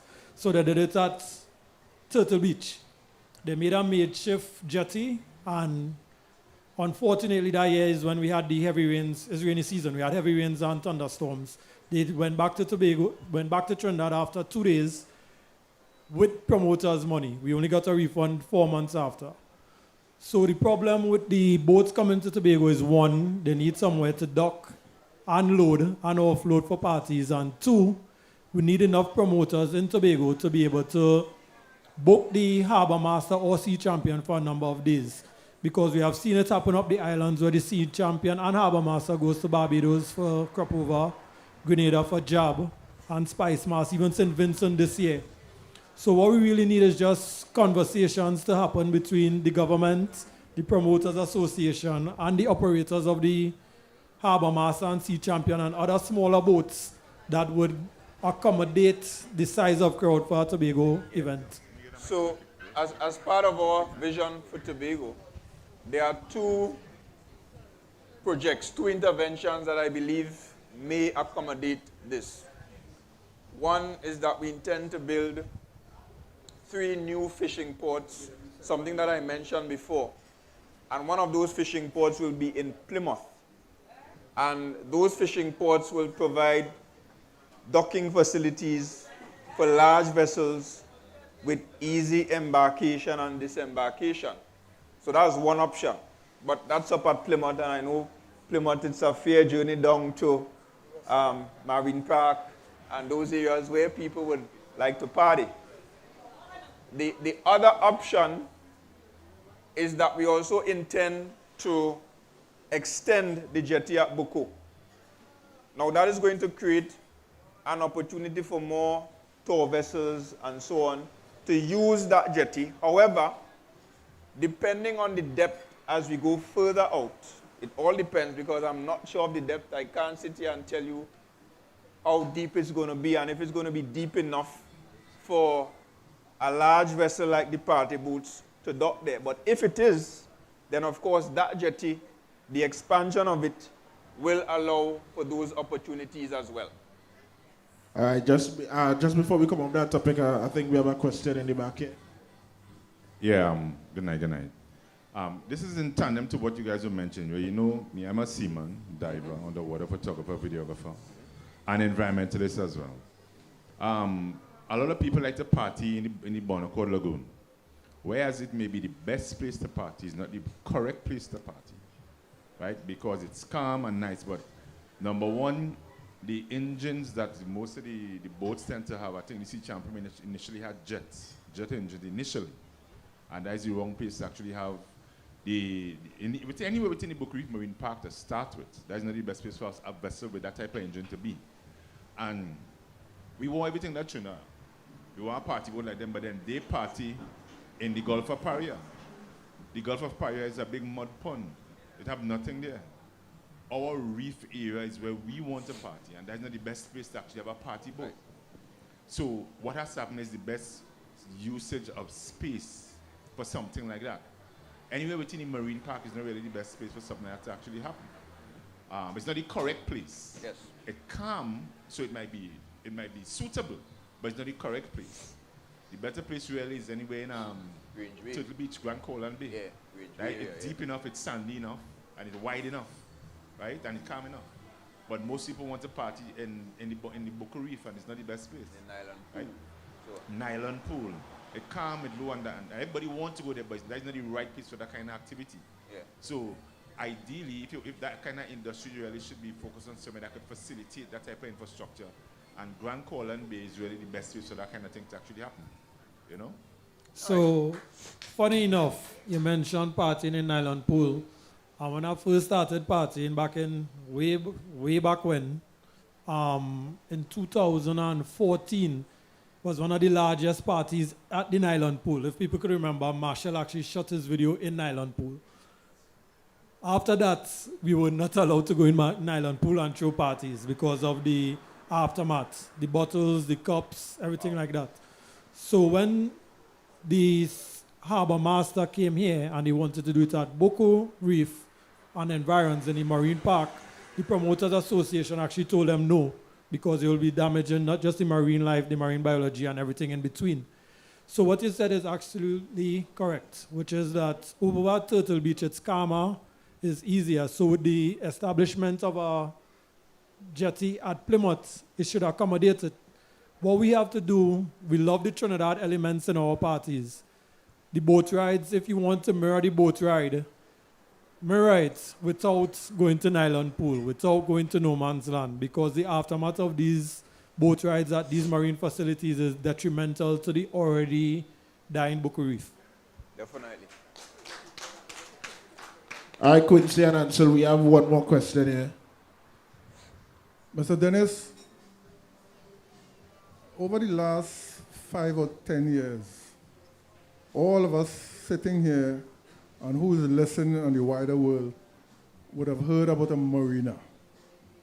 You heard about 3 fishing ports that you want to develop. But we haven't heard anything about a marina in Tobago. A feasibility study was done. I think Cove was one of the possible sites. Yep. Plymouth was one of the possible sites. And I think Roxborough or somewhere on the eastern end of the island. What are your plans to develop a marina in Tobago for marinas to berth their vessels when they come to Tobago? So a marina is in fact a part of the PNM's vision for Tobago, and you will see it in our manifesto when we roll that out. But I want to say that Tobago should have had a marina already, because the last central government under the PNM had plans for a suite of tourism projects to transform Tobago's tourism sector and the economy by extension. Number 1, the airport, which we got. Number 2, the Marriott Hotel, which is still on the way awaiting EMA approvals and so on. Number 3, the Sandals Hotel, which Watson Duke and Farley tell them to take the hotel and go. But Farley can't tell Kamla now, take her radar and go. But part of that as well was a marina. And you're quite right, feasibility studies were done. We already had the plans concretized with NIDCO. We already had an investor on board. And the path was clear towards constructing Tobago's first marina in Southwest Tobago until the THE administration changed. And when NIDCO came back to Tobago to complete or continue the process, there you had Trevor James telling the central government, telling the then Minister of Works and Infrastructure that we don't want any marina in Southwest Tobago. We're going to put the marina up at Kings Bay, of all places. You all remember that? And since that time, have you heard anything again about any marina in Tobago? So they blocked the marina, they blocked the Sandals, they attempted to block the Marriott, And if we gave them a chance, they would have blocked the airport as well. But they can't block the radar. And they can't block themselves from your treasury. I'm saying to you that under the PNM, we are going to ensure that we pursue a marina for the further advancement and development of Tobago's tourism sector. Ladies and gentlemen, please give it up for Quincy Catron, Ansel K. Dennis. Community Conversations, the finale. We're still here. We still have more guests on the inside. But you all know the drill by now. We're going to take a little break. We'll go and get a drink, get something to eat. We are here. All right, we live at Barcode. So, Chief, future Chief, Quincy, all the whole vibes now. Let me play some music for the whole vibes. And you don't know. We're going to get down to business just now again. So, Chief, you want to make a music man, you know? I'm a drummer, right? Right. But I remember when I was small, well, when I was younger, I'm still young, but when I was younger, I used to play up with some computer software and things. Right. I can't remember the name of the software and them. You feel it was the software? It had many DJ software since. But it had one from way back when I can't Virtual remember. DJ? I think was that, yes. Virtual DJ? I think was Nah, we going past that long time. Now you have to learn Serato DJ Pro. Okay. You understand? As a professional DJ, you have to learn the pro programs.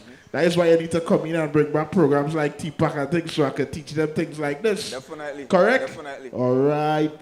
Because when we have our events, all the DJs should be from Tobago. From Tobago. So once we have quality DJs here, right, we don't have to bring up no big DJ. Which we have a lot. Definitely. We do have a lot. Definitely. Right? So let me hold our little vibes in the meantime. Community Conversations, the finale. We're here with Ansel K. Dennis, leader of the Tobago Council. So let me hold our vibes in the meantime.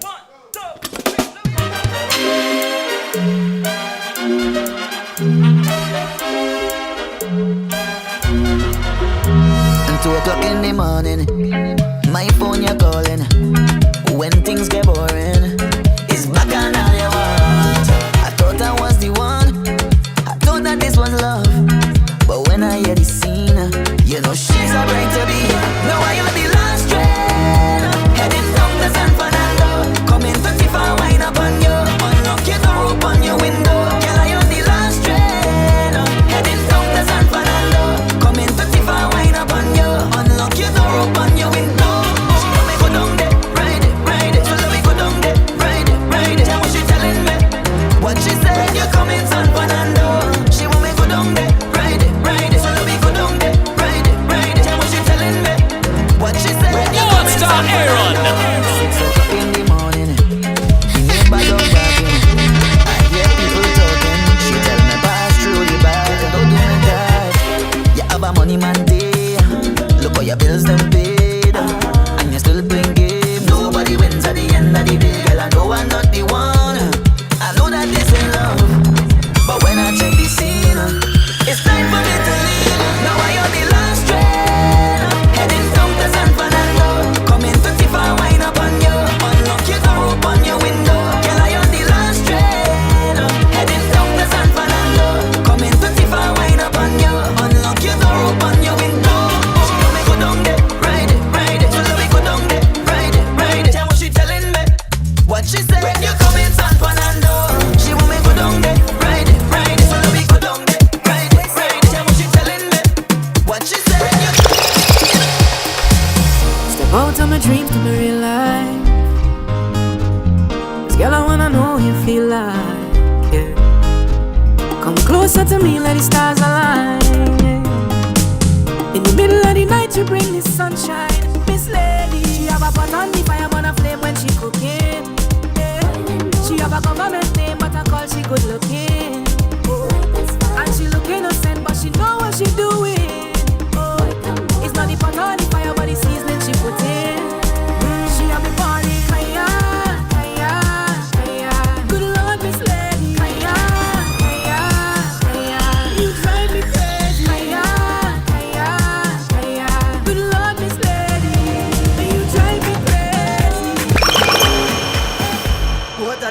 time. See me high and drunk at the same time. Girl at the same time. Whining on to girl at the same time.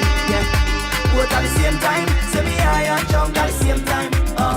Girl at the same time. Whining on to girl at the same time. See me drunk over woman and me high over the music.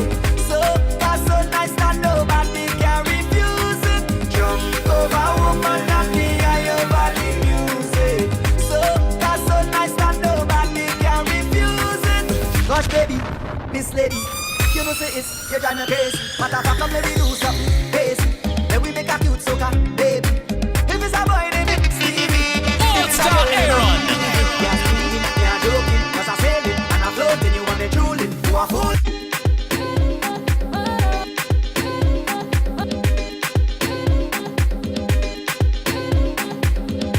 So ladies and gentlemen, here we're going on. This is where we're going to wrap up things for the community conversation. This is the finale. So I want to give thanks to each and everyone who came out tonight to have a conversation, who came out to ask questions with the leader of the Tobago Council, Mr. Ansel K. The next, we're liming tonight, we're chilling, we're vibing, we're drinking, and we're socializing with friends. You understand? So we're going to wrap things up here for the live, but we're going to stay here and party and vibe out inside the barcode. Yeah? So, before we officially close it down on the live, I would like to have some final words from Mr. Ansel K. Dennis for you guys, and then we're going to continue the party. We're going to continue liming and vibing. So, take it away, Mr. Dennis. All right, so I want to thank all of you for coming out to this special conversation, the finale of Community Conversations. Now we have some of our candidates here. I just want to big up Karen Baby Forbes, Plymouth Blackrock. I seen Dominic Train, Kerr down in the back, Bonaccord, Crown Point, Kervin, Harvest God, Oxford, Lambeau Lowlands, Kelvon Morris, Darrell Springwim, Akil Guy, Bethesda Likoto, who else they? Carl McQueen, Belgarden Glamorgan, Maxon Roberts, Palatuvia Lansom Speyside, Dexter Miller, Masonal, South, Bagatelle, Kwesi Devine was here earlier, Masonal, North Moriah, or inside? Kwesi by the bar. Shawnee John was here, Roxborough, Argyle, Petal, Benoit, Scarborough, Mount Grace. So give all of them a round of applause. So I just want to give you all some information, right? Ansel Dennis Bukumong Pleasant. So I just want to tell you all that from next week, we're taking the campaign up a notch. We're going to the communities with our potent political message, and we want to say to the people of Tobago that this election is about the last 4 years of governance on the island. That is the exam before us. This exam is not about 2001 and 2005 and 2009. That's back then. The people of Tobago corrected the PNM papers back then. They gave us a passing grade, 5 times? And then they gave us a failing grade the last time. No problem. We accepted our failing grade. We went back to the drawing board, and we're here with a brand new, fresh, vibrant team and a bold new vision for the development of Tobago. So the question on the exam paper is, are you satisfied with Farley as your Chief Secretary? Are you satisfied with this current THA administration? Are you satisfied with the level of victimization that is taking place? Are you satisfied with the destruction of your tourism sector, your agriculture sector, and your Tobago economy? Are you satisfied with the fact that all of Tobago's contractors and business persons have been sidelined? That is what this election on January the 12th is about. So join us as we go community to community. Yeah, radar. So join us as we go to the various communities to spread the PNM's message, to tell you, the people of Tobago, what we are prepared to do for you and your development when you give us the opportunity. So that is what our campaign will be about. Stay tuned and join us. So once again, on behalf of the People's National Movement, thank you for coming, and I'm being reminded that we are launching our campaign and introducing our candidates formally to you, the people of Tobago, on the 13th of December, Saturday the 13th of December, 6 p.m. at Magdalena Grand.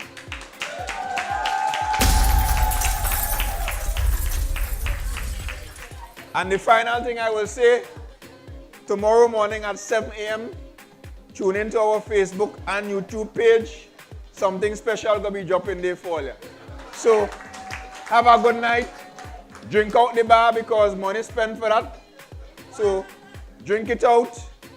Of course, drink responsibly. I don't want nobody staggering out a barcode. Drink responsibly, drive safely, get home safely. And for those of you who may wonder what I was drinking all night, it was Coca-Cola. Have no fear. Good night, everybody.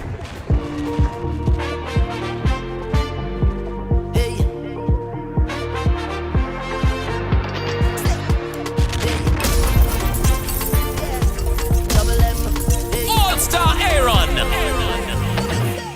I feel your frequency from miles away. You come alive with one wine, baby. Hey. With you, I want to dance the night away. One jam in a lifetime, baby. So don't feel like hey, hey, hey. Like the first life, look on the bright side. I go take the play, yeah, yeah. Hey, I just want you to come and just a little winding up. Come and meet me and the truth to be ready.